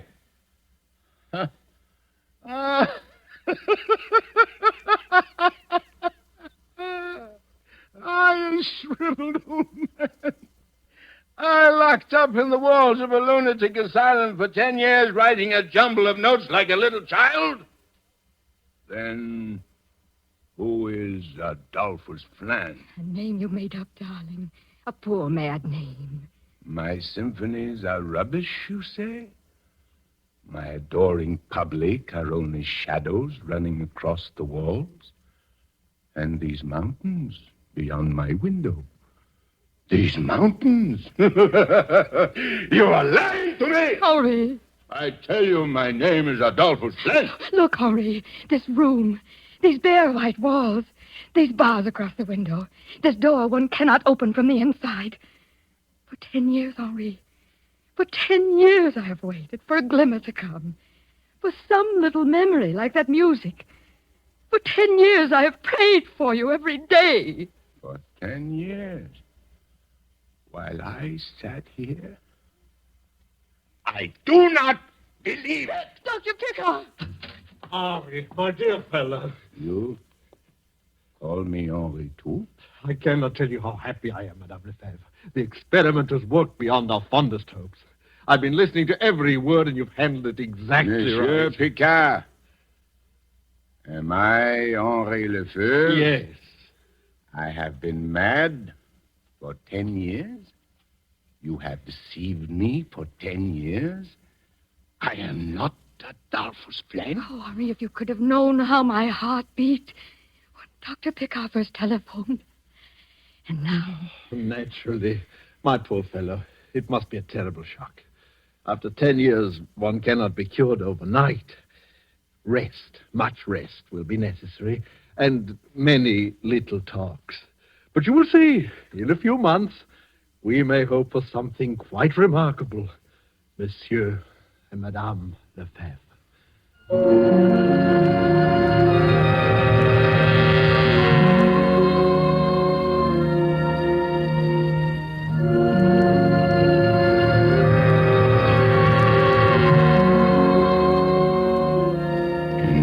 Months, he said. In a few months, I would be able to go back. I would take up the threads of my own life as Henri Lefebvre. I'm still here in this room with its bare white walls and its door that locks from the outside. I'm still here, although I know now for sure that my name is Henri Lefebvre. A sadness is in my heart, an unutterable pain that I can never conquer. Rouen has come back. The stone house, the little doll carriage underneath the stairs. And my arms ache with longing for a little dead child with long honey-colored hair. There's no music in me now, no music save that one tune which sings in my head all day long, my pavane for Louise. If I could only get it out of my mind, I might be able to work again. I might be happy as I once was happy. I might look out of my window and find a symphony in the sunset on the mountains. That is why I will not go back. I will not leave this room until I find him again. Until I find Adolphus Fleur.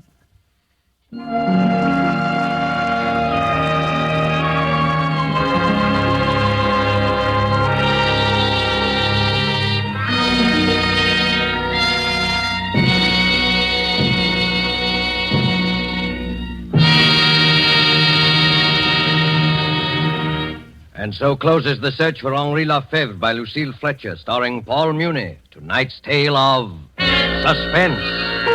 Suspense is produced and directed by William Spear. Roma wine makes every meal taste better. That's the proven experience of those who have discovered the flavor complementing magic of these superbly delightful yet inexpensive wines. For a new mealtime thrill, try serving food with Roma wines, whether it be fish, meat, or poultry. Then simply place the bottle well chilled on the table with the meal. Serve it in any kind of glass. Once you taste the addition these delightful wines bring to the zest and savoriness of even the simplest dishes, you'll wonder why you've ever done without Roma wines. Remember, it costs you only pennies a glass to add the marvelous flavor complementing magic of Roma wines to your daily meals. Ask for R-O-M-A, Roma wines. America's largest selling wines, made in California, for enjoyment throughout the world. This is Paul Muni.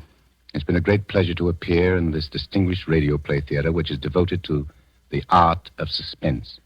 I should like to pass along to you the information that I just gleaned from Mr. Spear.